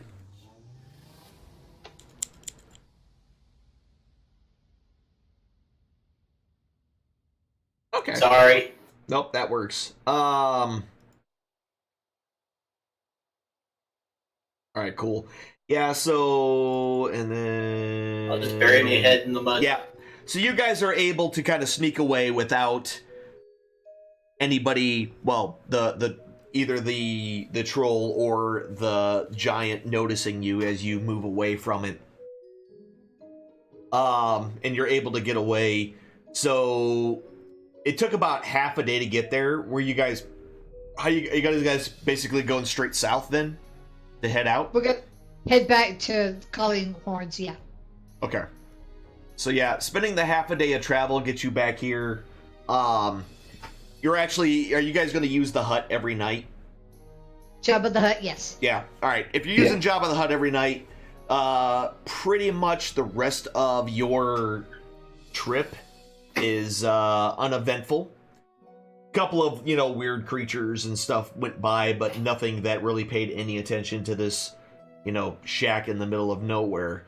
So you make your way back to Calling Horns after a couple of days. Okay, we're gonna go report to the innkeeper lady and let her know what we found out. Tamerlane? Yeah. All right. We should send the bugbear in to report because she likes him. Oh yeah. Sadly, So, after you come in, what are you just saying? Hey, we found out it's a fire giant. What are you saying? What are doing here? When we investigated, we found a giant that was beating the crap out of a troll for not bringing back food for her. Now that makes sense. Them giants is always messing around with them critters in there, and then them critters come out here, and then we gotta kill them critters. That's just how it goes sometimes. But you know what? I do appreciate it. And she's And very heavily armored, and she's got a great sword. She looks like she's pretty mean. Yeah, that sounds about right. Well, you know what? That makes a lot of sense, and boy, I'm real glad y'all didn't tussle, because I'm sure that probably would have got you all killed, and I would have felt terrible about it for at least a day. But Anyway, I am a woman of my word. So, this is what I have. And she kind of produces from behind her, a letter. Well, an envelope. And this envelope has been closed up and sealed with a wax seal. And as she kind of holds it out, she's like, this letter will bring you a friend, a powerful friend in Everland, if you ever find yourselves that way. Just go to the Denvar's house and show it to the innkeeper. That's all you gotta do. And where was this? Everland. Everland. If you continue up Evermore Way, you basically run right into it. So who's gonna carry that letter? I will.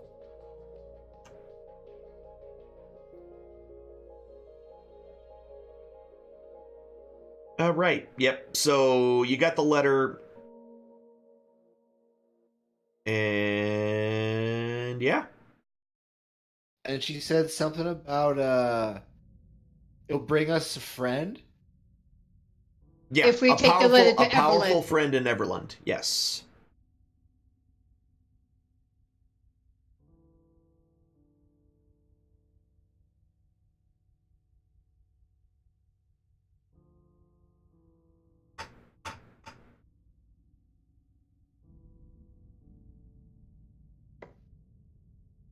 Okay. There it is. Hooray for notes. I mean, I at this point I really need to reorder. And then, what time of day is it about now? So you probably are going to not want to head out today. You're not going to get very far. Depends on which way you're going, I guess, really. If you're going to go south to the river and then follow the river up, because you were kind of talking about that before. Yeah, I think we could go to Nonar's get- Hold yeah. and then follow the river from there. Okay. Yeah, so you'll need a full day, essentially, to get to Noendar's Hold. Nonar's? Yeah, so it would not be... You would have to, like, only be able to travel for, like, half the day, and then camp, and then travel another half day to get there. Might as well just spend the rest of the day and night in calling horns then, Yeah. and then head out the next morning. Okay. Easy enough. Yeah, so the night goes on without a hitch, no issues or anything. You wake up the next morning and gonna head out. Yep. All right. So as you kind of move out, you still see a few more, the road is generally not that populated. You do run across a couple of travelers that go your way. Going either your direction or the other direction. Nothing big.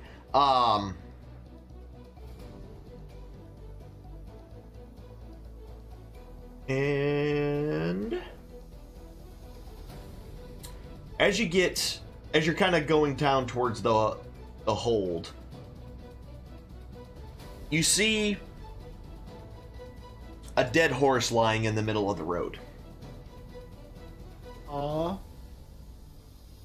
Poor horsey. Like a whole horse? Yeah, a whole horse, not a partial horse. No! There's just a horse lying in the middle of the road. That's probably not good. Can we tell how it died? Not from where you are right now. You're a little bit away from it. Maybe we should sneak in.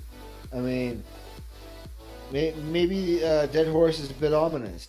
Maybe something got attacked on the road. Maybe there's a troll close by or something. I don't know. Just come at this slowly. Thoughts? I'm going to go check it out. Same here. All right. No slow. All right, fine. Charging then, Turtle. You got this. All right, guys. So as you kind of go up towards the horse, and you make your way up there, everybody give me perception checks. Perception.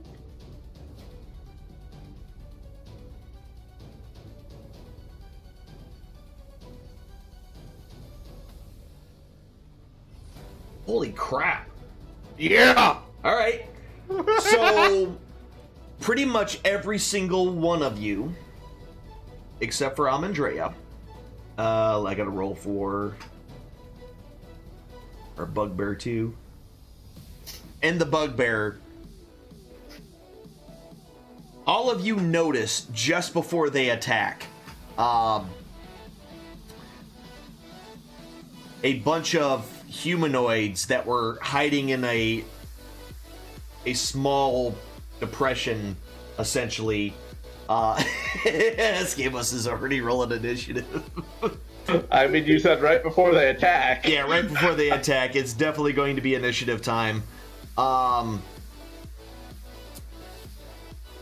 essentially, you hear one of them yell, "Attack!" It's not those damn Oh, shit. mercenaries, is it? Give me a second, guys. I accidentally did a thing. Good job, Huss. You got this.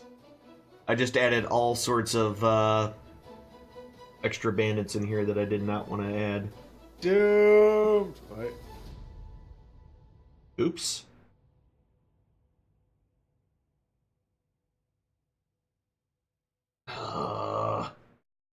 Dang it. Hold on, guys. I messed up. I gotta fix this.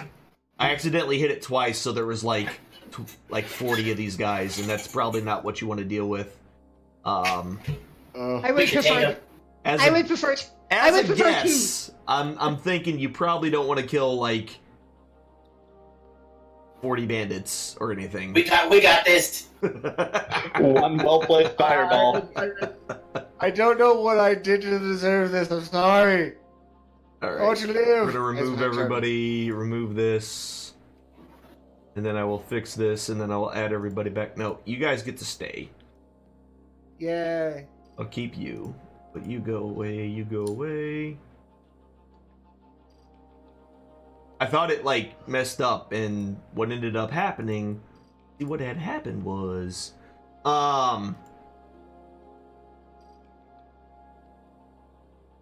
delete all non-friendly. Really? You piece of garbage. Non-friendlies. There we go. Okay, everybody's gone.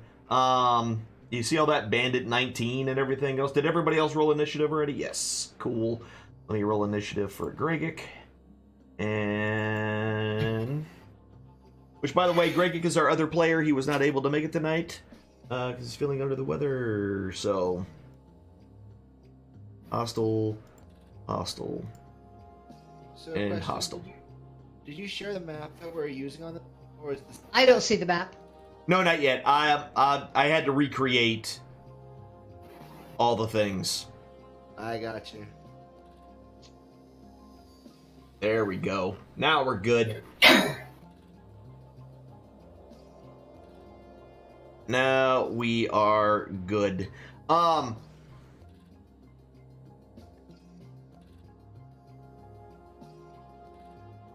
And let me get that map out, and I closed it by accident. Raggy. No, I just closed it. I can fix it. Heck, we'll just keep it right like we got it right here. Horse, of course. Everything's visible. Let's do this. Everything but a horse. And these guys are here. You're here. Let's share this.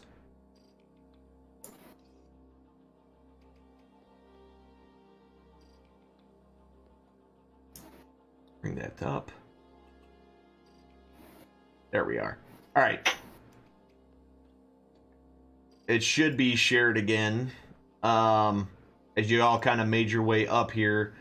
And as you got close, you saw... I'm guessing the riding horse is a dead horse. Why is it not? There we are. Oh Lord. Not just any dead horse, but an evil undead horse, I guess. No, it's so as soon as you hear the attack, that horse starts moving.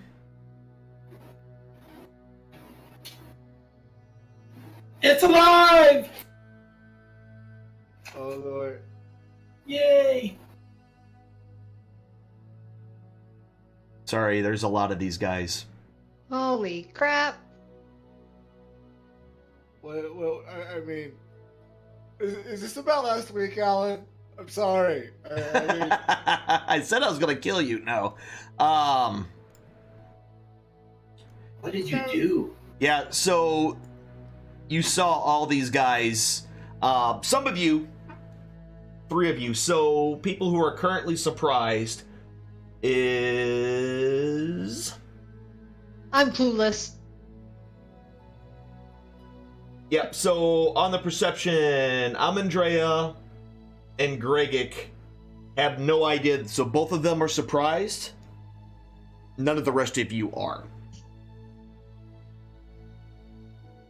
And so we begin the fight. All right, so at the very beginning, so like I said, as soon as you went towards this thing, you hear, I know what that's for.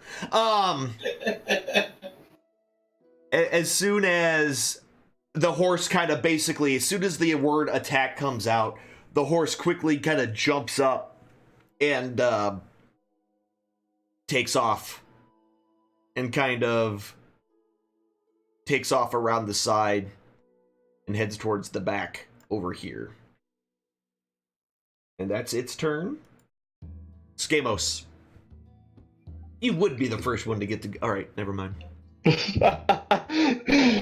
I saw that I was first, so I was just prepping my fireball. This looks like it will do the most damage. I do it right there. So, time to cast it on everybody under the sun. I mean, you're gonna miss those 3 at the bottom and the 1 at the top. It's not quite enough to get them. Hit. Wow. Well, I guess I'll move it down to hit. Yeah, if you put it, you gotta put it. You gotta center it on a corner of a grid. Since we play grid. Mm-hmm. So that should hit the bottom too. And that would hit the very top one and the very bottom one would be the only ones that this will miss, essentially. oh, So very nice. oh, I guess I don't have to reroll a 1. So wait. You didn't target all of them, so that's kind of... You only got Bandit 7, so... Yeah, I know. Don't I have to drop it? Or can I just... Actually, if you target every single thing that's in that fireball area, you know, like how you did the target before, you can attack them all at the same exact time. Which is generally what you want to do with the fireball. Yep, that's... Yeah. So just target them all and then roll the attack, and it should roll their save, or, well, the spell, and it should roll their save for every single one of them automatically, which will save us a lot of time.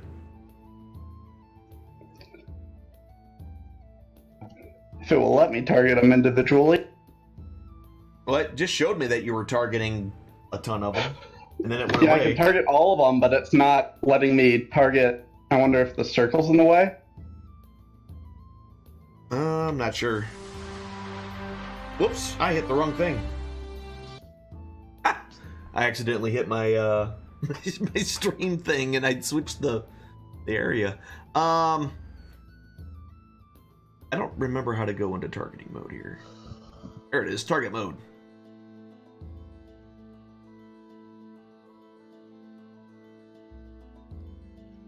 I wonder if I can just target the circle or something. Yeah, I haven't done this before.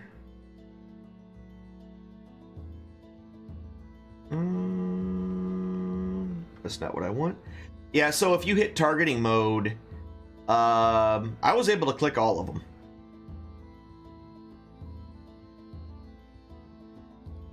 Yeah, mine's not targeting them for some reason, which is weird because last week it was the exact opposite. It wouldn't let me target everything, but I could target things individually. Oh, let's try it this way. There we are. It's letting you target them for me. We'll do it this way. Maybe it's something only I can do. There you are. They are all targeted. Holy butts. Oh!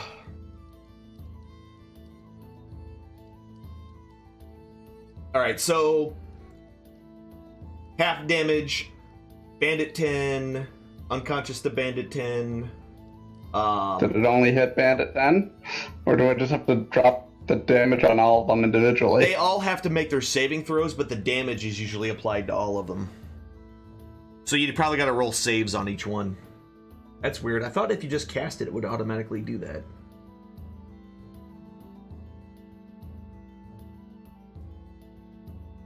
Unless there's something. I'm curious now.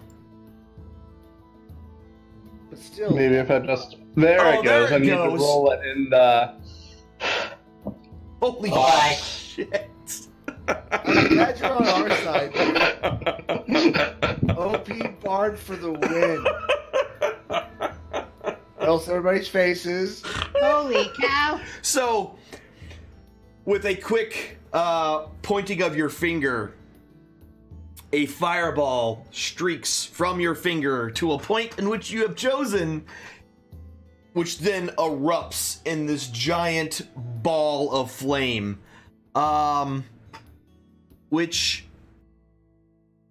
when the flames subside, the grass and stuff around the area is all on fire.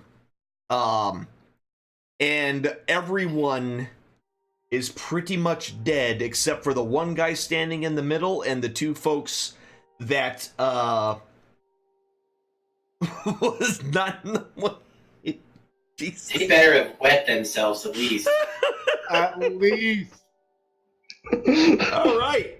Are you gonna move or anything, or are you just done? No, I think I'm good. Dude, let me step up Holy in there. I'll shit. get that pre-pictured one dead here in a minute. Hey, Skamos, we're friends, right? Yeah. Yeah, this must just smell awful. Oh yeah. Like, so the grass is on fire. Everything's on fire. Yeah. The bandit. That bandit is dead. So he's not doing anything. That bandit is alive still. And he just watched this fireball decimate everybody. And he just turns tail. He actually runs over and jumps on the horse. And that'll be his turn, jumping on the horse. Bye, horsey. I'll miss you. Andrea, you're up.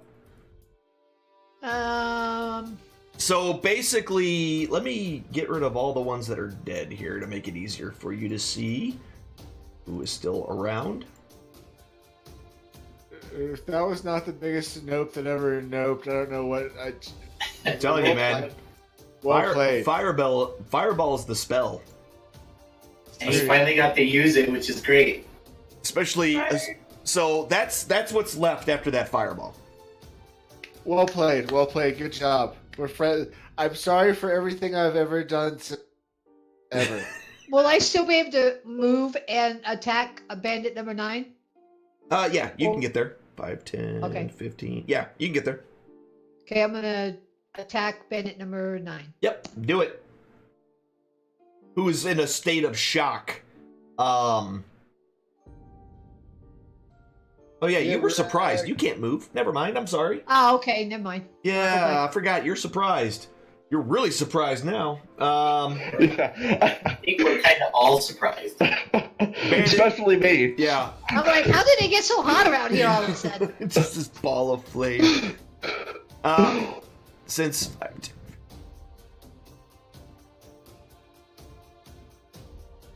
he's beating feet out. He's like, I'm out of here. Huss, you're up. Hit it with your stick. Hit it with your stick. I'm not going over there. It's on fire. I mean, you're not going to take any damage from the fire. Just the grass is on fire, but it's not like a raging forest fire. I'm just gonna turn around and give Skamos a high five. That is the coolest thing I've ever seen.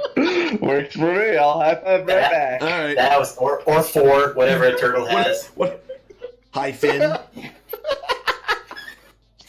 Hi, Finn. Good job. All right. Good job. So this bandit takes a look over at the other one that jumped on his horse and said, "Get off my horse!" And he starts running and starts to grab that dude and tries to yank him off of the horse. This is great. So he grabs a hold of him and just yanks him off of the horse. So this guy falls off the horse and hits the whoop, that's the horse. I don't want to move the horse. Falls off the horse and hits the ground. He will take some bludgeoning damage from that. He will take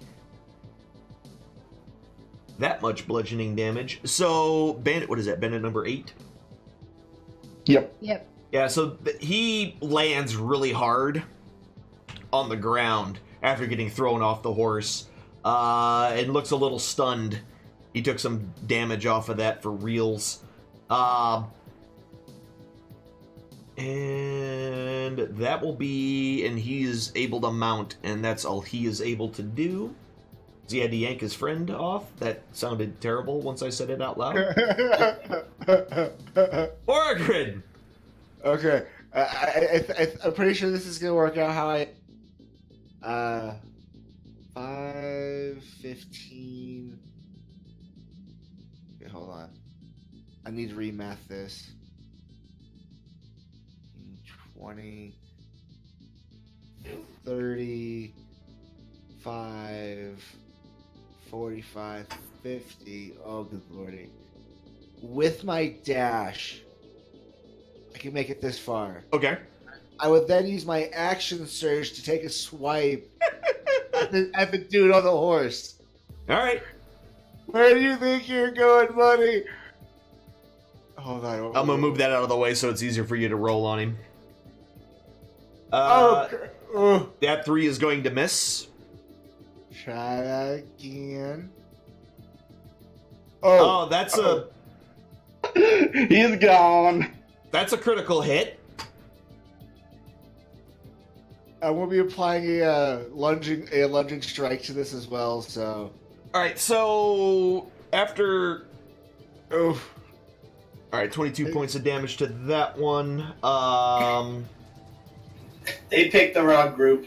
Oh, didn't they ever? Did they ever? All right. So he took some damage. You hurt him. Your axe catches him in the leg, just almost right at the weakest point of his armor. Blood squirts out of his leg as he screams in pain, but he does not fall out of the saddle or anything like that. All right, Mr. Riding Horse. 5, 10, 15. Yeah, that thing, that's... How far does these things move? 60 feet. So yeah, he just took off 120 feet. That away. He's gone.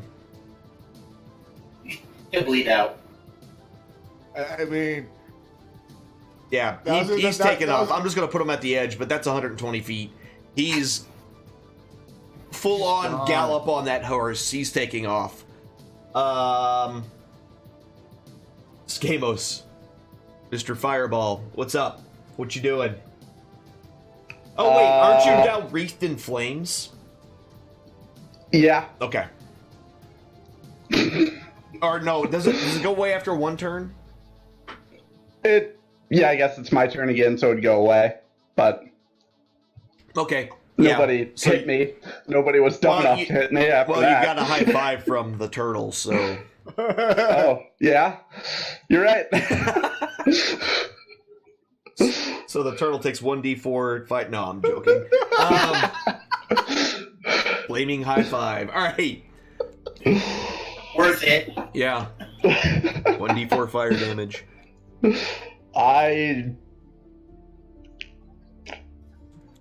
I pull out my lute and play do do do do do do Sister. do. Love it. Well played, sir. Well All played. right. Bandit 8 Fatality. knows that he is. Oh, he's got to stand up because he got pulled off the horse. So he stands Okay. up. Disengage. Alright. Actually, he doesn't even care about disengaging. So 15, 20, 25, 30. Go ahead and take your opportunity to attack. That's going to hit him. And he's dead. And he's Oh. dead. Yeah, so as he tries to stand up and run away, your quick axe to the back fells him. You hamstring him, he collapses and bleeds out all over the green grass. Because Flawless. That's also on Victory. fire. that is also... No, not where he is. Well, now it's out because of the blood. Now, yeah, the blood put the fire out. That's right. Oh, wait. Andrea. Well, there's not much I could do, so I guess I will do Everyone's nothing. just like, well, they're leaving. All right. So if you guys aren't gonna like pursue, then yeah, I the don't guy. think we'd catch the guy on the horse. Yeah, so. no, the guy on the horse you're definitely not gonna catch. He barely got away with his life, but yeah. I'm satisfied. There was with one that. other guy on foot, but Yeah, he's clear up there, but is it worth pursuing him? By the No. time we catch, I don't think we'd catch up with him. He learned his lesson. I think they all did. Well, no, the rest of them are dead, so they ain't learning anything anymore. So I'm just gonna stay where I'm at. All right. So, is there anything of value on the creature that I've bludgeoned by chance? So, well, like all the dead ones, which are oh, how many dead ones did we have total here? We had a grand total. We started with 12, I think. 14 of them. All the shish kebabbed ones.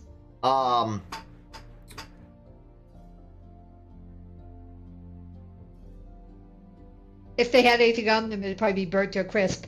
Well, no. So if you guys spend some time digging through, you killed a grand total of 12 of them. Ew.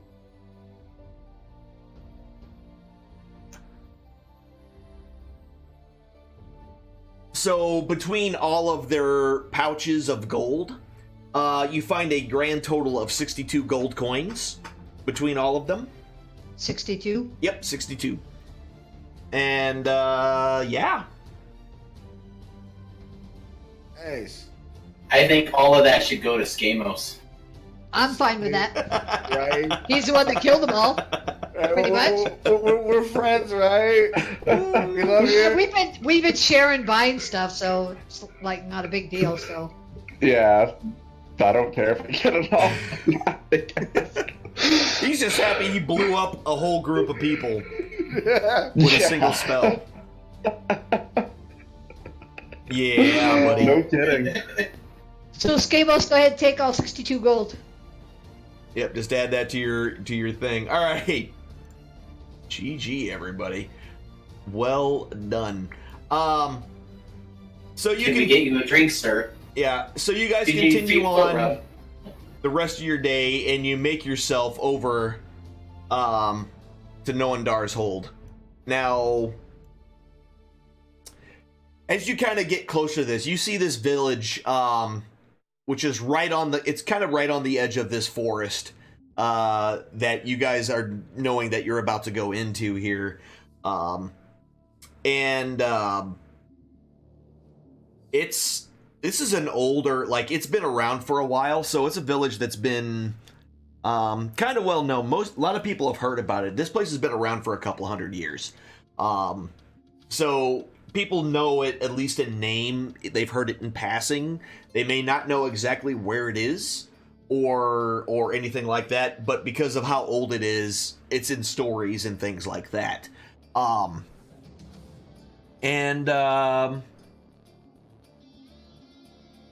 So this village itself is like most villages. Now, actually, give me a quick history check there, Skamos. You might know this. Alrighty. Give me an intelligence history check. Ooh. All right. So you know that this village was built up around a famous hunting lodge over 200 years ago, when it was first built. This, in the heyday, this particular place hosted wild hunts that attracted the wealthiest and most influential nobles and merchants that the North had. Some people who went there never came back. So there was a lot of dark rumors that the five hunt lords that ruled the hold were actually arranging slaughters to amuse their guests. So essentially they were hunting, they were putting people hunting other people, essentially. Hunting games. That was the kind of the rumor that was going on. So after a while, they stopped really kind of paying attention to it, and it kind of fell on hard times. And you are recalling that, yeah, this place was known for people being killed using it, coming here for these supposed blood sports. No one's ever proved that. These are just the rumors, and that's why people don't really come here that often anymore. You do also remember that these five lords were humans.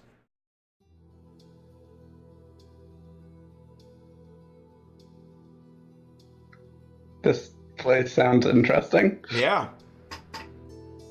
I don't want to play in the reindeer games. No. No. Well, I'd like to see people hunt us. Look how well that ended last time for them. All right.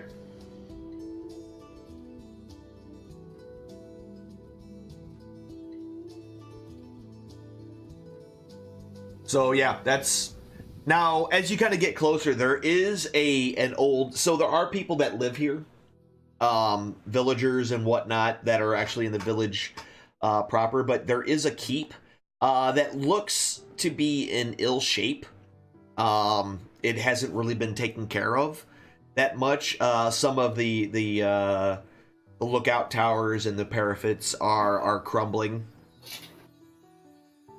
and there's of course like plants growing up the sides of it, and it just kind of looks completely unkempt. Yeah. Oh lordy, rundown place. Maybe we shouldn't linger here for too terribly long. I mean, Should we see if anyone has any information about the trip through the woods to Shadowtop Cathedral? See if we have any idea what we might be getting into? That sounds like a good idea. All right. So as you guys gotta go deeper into the village itself, most of the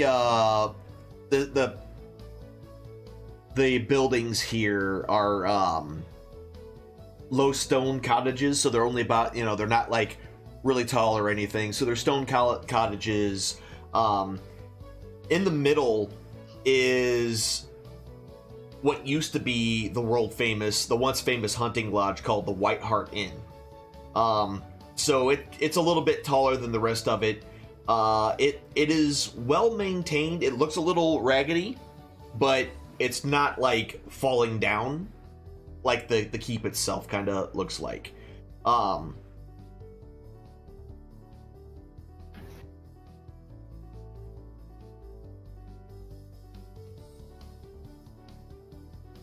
But yeah, so that's kind of what you're seeing. So you're just gonna ask around, or Should we go to the inn and see if we can get any information? I don't know. That what are y'all doing? Are you going to the inn, or are you just gonna ask around town? I think the inn would probably be the better place for it. The innkeeper hears lots of things. So to the inn. Okay.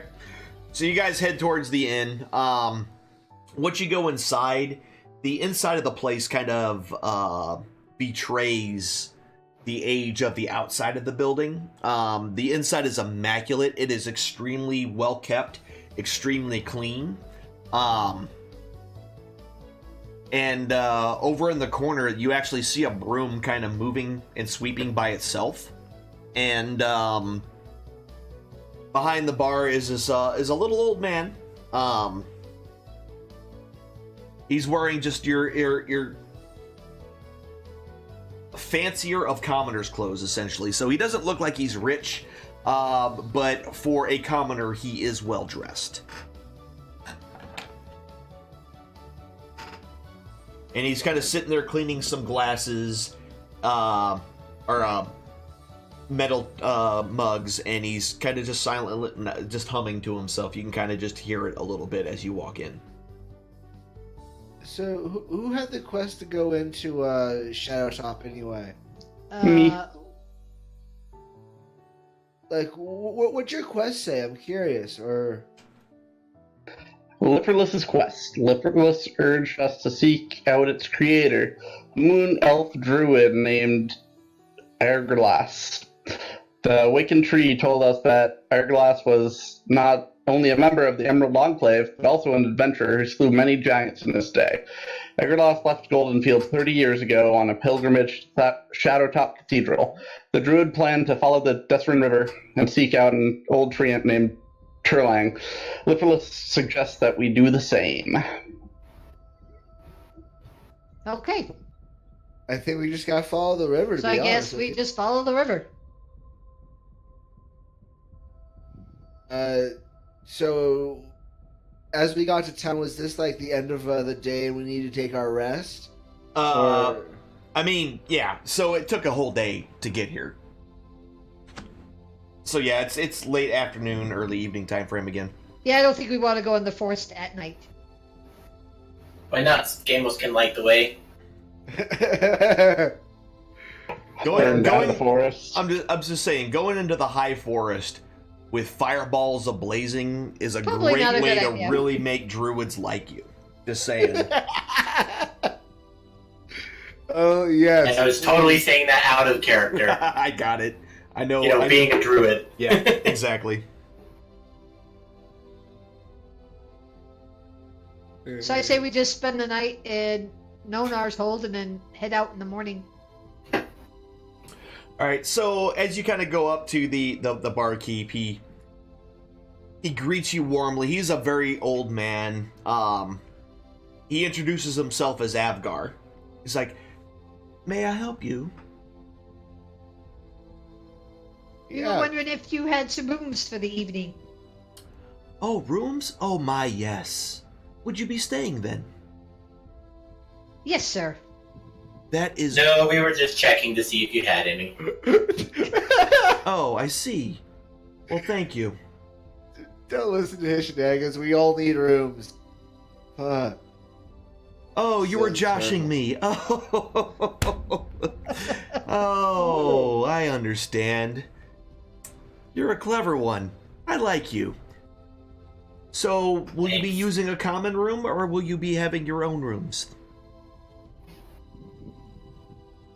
You guys, we could do a common room again if you guys want. Sure. Works for me. All right. So, for the lot of you, it's 2 gold. I'll give him 10. That includes. Okay, even better. Oh, sir, you You didn't really need to do this, but I greatly appreciate it. Why, I haven't had a tip like this since the Great Lords came to stay with me at one time. It was quite the amazing adventure when they have that keep all to themselves, but they came to stay at my facility, and it was good times. Good times. But I'm prattling on. Thank you ever so much. You earned it, buddy. So it's like, please follow me. And as he starts kind of walking towards a stairwell, he's like, oh, mind the cleaners. And he kind of points over to a table where there's a cloth kind of wiping down the table. Nothing seems to be attached to it. It's just wiping the table. Just a claw. Wow. How is that cloth doing that? Oh, well, I have some friends that help me out with the cleaning. Please, this way.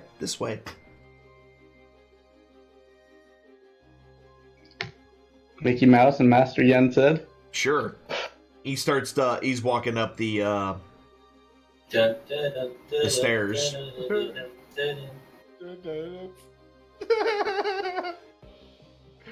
love it.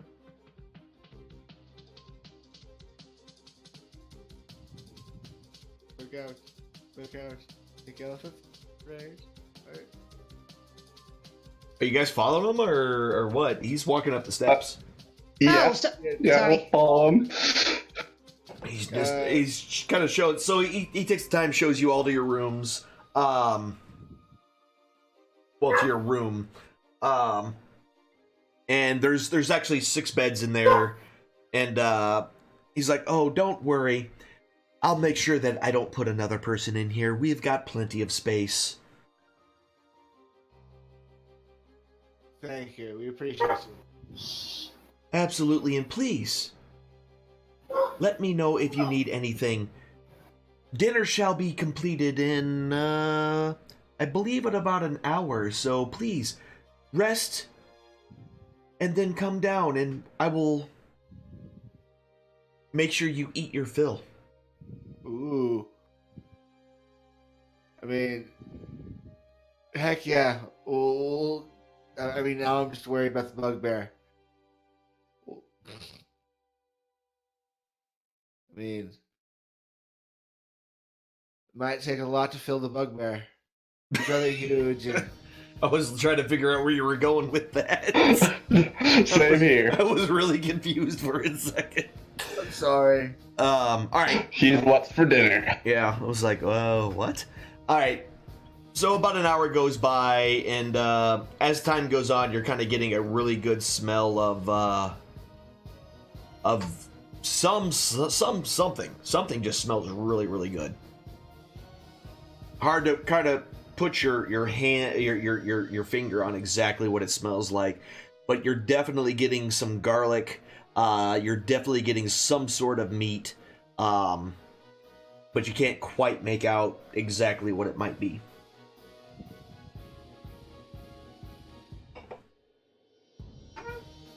Okay, I'm gonna go back down to the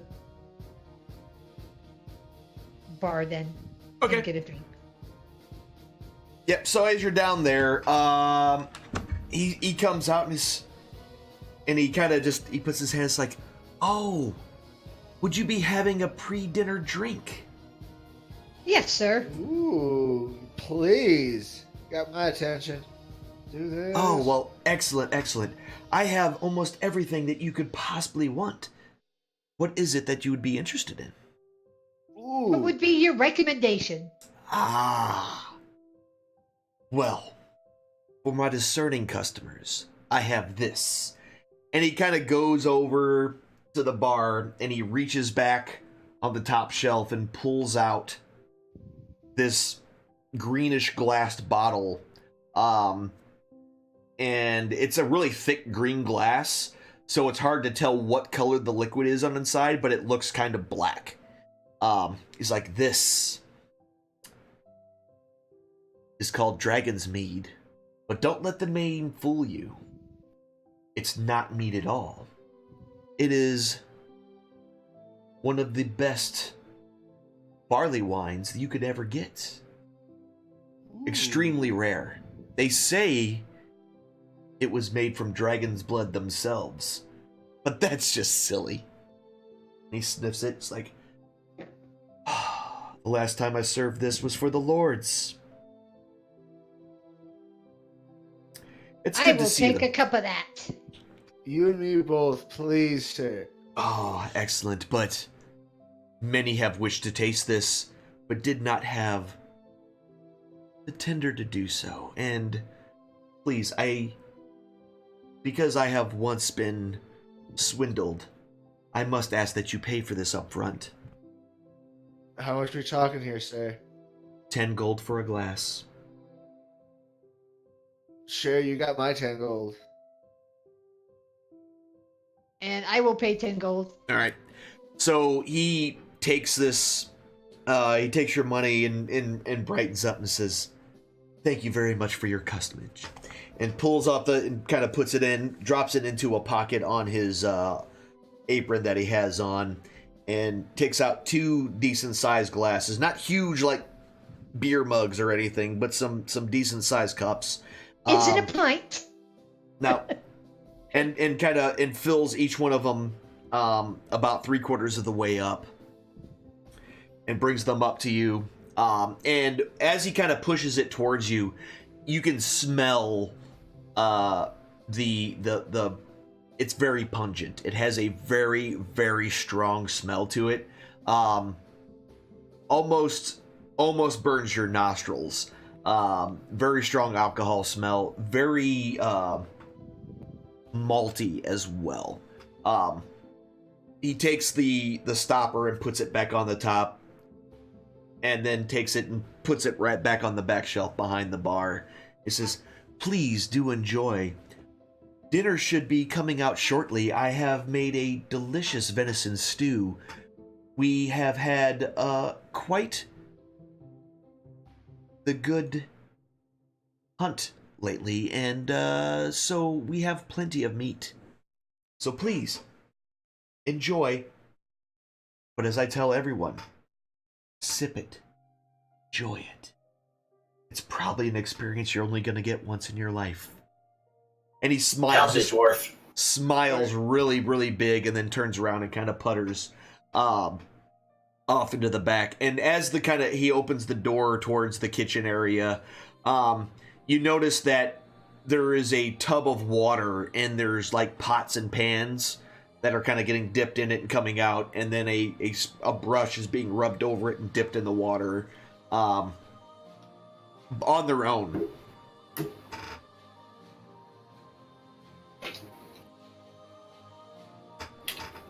And the door closes, and you kind of lose sight of them. So, Skamos, question for you. You remember you were telling us the story of the hunts in this place and human hunts? Are you implying that we're going to get human stew? Either that, or you and me, sir, were just served potentially something of some kind of poisonous nature. I am now concerned we are being hunted. I'm just saying. Adventurers with fancy weapons come rolling in. Fancy guard gets pulled out. I mean, they're gonna have the 10 gold. I'm just suspicious, you know. Thoughts? You should just down it and let me know if it's like having your brain smashed in by a slice of lemon wrapped around a large gold brick. I mean, why would they charge you 10 gold for them to hunt and kill you?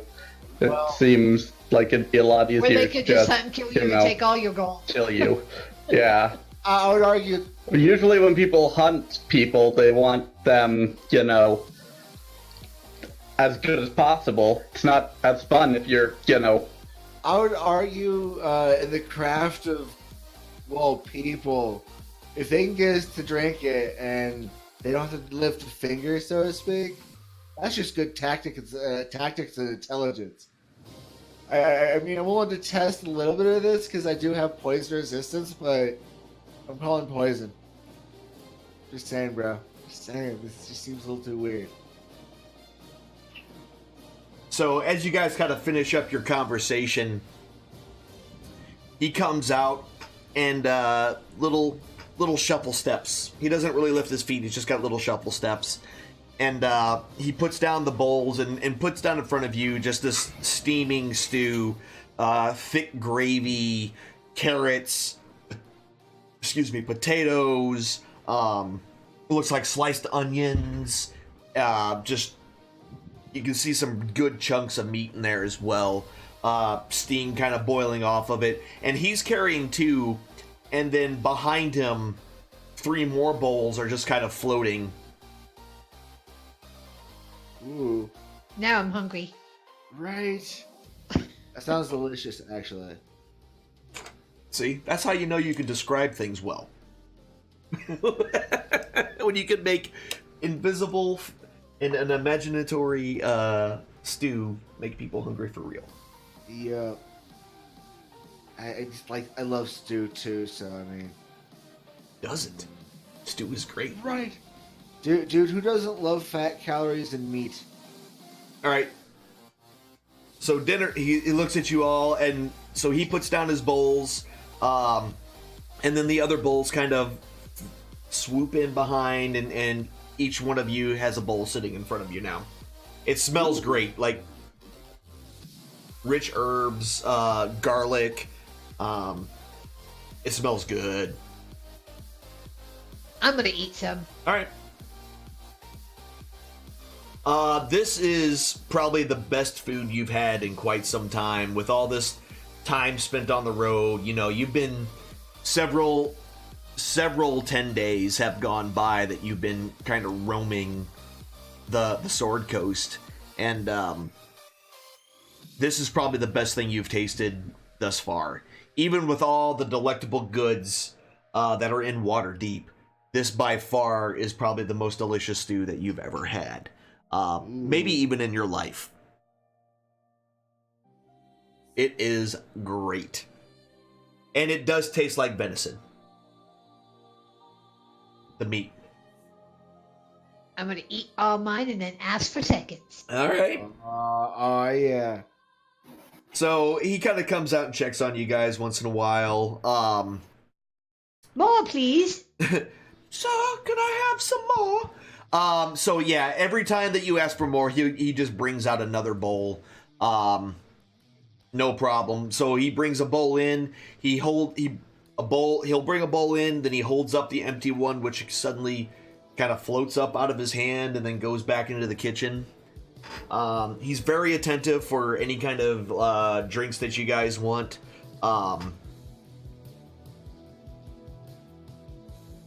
Which, by the way, did you actually drink any of that? I didn't know if you drank it yet or not.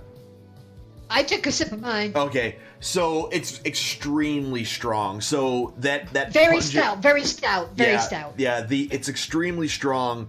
As the liquid kind of gets closer to your nose, you can tell it's a very old alcohol that has been fermenting for quite some time. Extremely strong, extremely strong. But as soon as it touches, it's got hints of anise and a little bit of cinnamon. It's almost warm on your tongue. Ooh. So it actually kind of warms your whole mouth. But even with that strong pungent smell, it's not super harsh. Like the alcohol that you can plainly taste is not super harsh to the palate. It's actually very drinkable. Very problematic. And it's very strong. You almost, even after your little sip, you kind of feel a little. Even with your advanced abilities on drinking, since you do it a lot. Just knock it all back. I do love Bam. to drink. Yes. It's- Ride that wave. Cheers, Knock it back. everybody. Right. Bottoms up, Estrella. Australia. Yeah, have you been drinking?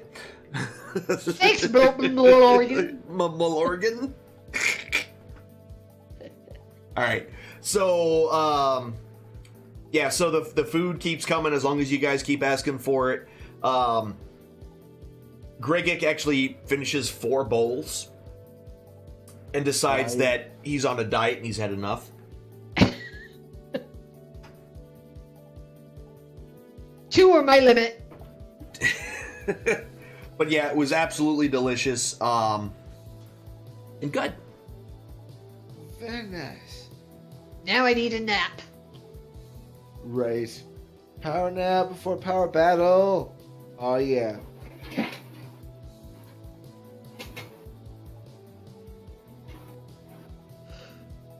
All right. So you guys, as the night goes on, those of you who drank the dragon's, what did I call it? Milk? I should have wrote that down because I forgot what I called it. Dragon's mead. Yeah, dragon's mead. Yeah, that's what it was. You guys are extremely intoxicated. It was really strong. Just that small cup was probably stronger than 4 or 5 meads anywhere else. Ooh. So, yeah. Thank you, Lucifer. Woo! Honey. I might need help to my room. So one thing you all did notice is that, unlike some of the other inns and things that you've been to, this one was extremely quiet. Nobody really has come in, and the couple of times that people kind of walked through the door, they walked in, saw your group, and then immediately kind of turned around and left. Or they think we riffraff. Well, Turtle and Bugbear. Or we're next. Well, again, and one can assume so many things from a dwarf. So, we're definitely troublesome, if nothing else. Well, at least one of us is. I was gonna say. Oh, Pshaw, madam, Pshaw. Okay, I think I'm gonna try to make it up to my room. Okay. Yeah, so with a little bit of stumbling and a little bit of wobbling, If you I can find it. Yeah, you make you make your way back, no problem. Is everybody settling in for the night, or? Yep. Yep. Sleeping for the evening. All right. So, as you guys are, turned in for the night, you're woken up in the middle of the night with a.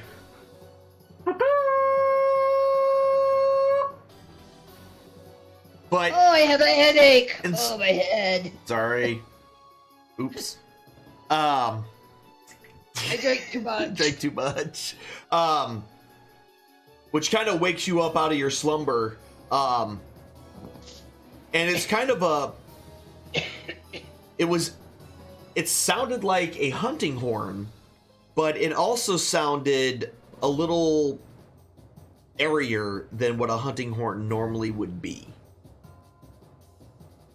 So it was a hunting horn. It was definitely a hunting horn. But not like one you've ever heard before. Huh. I don't know if I like that. Right.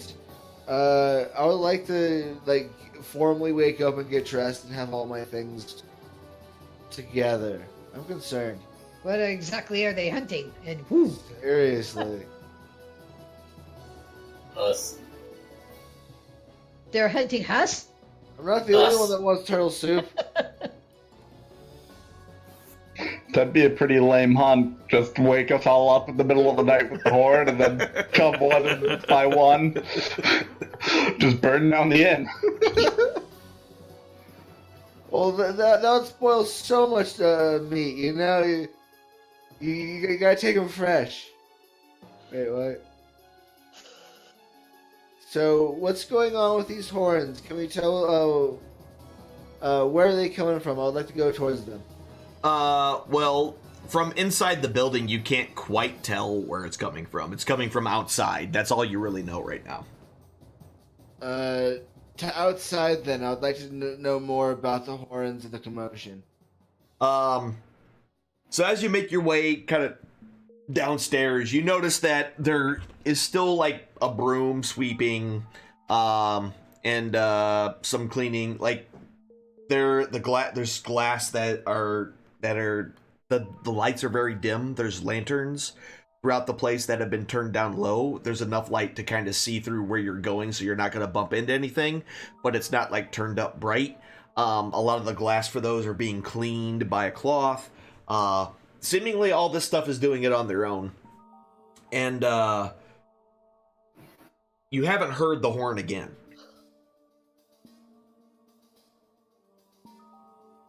Weird. Should we go outside to see what's going on?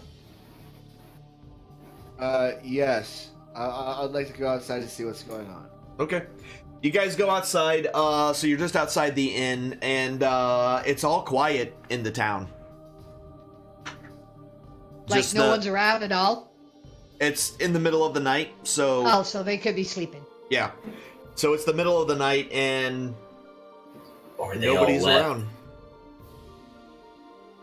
You would think somebody would be around after a horn that loud. Or they're all hiding, waiting for us to leave so they can hunt us. Truth.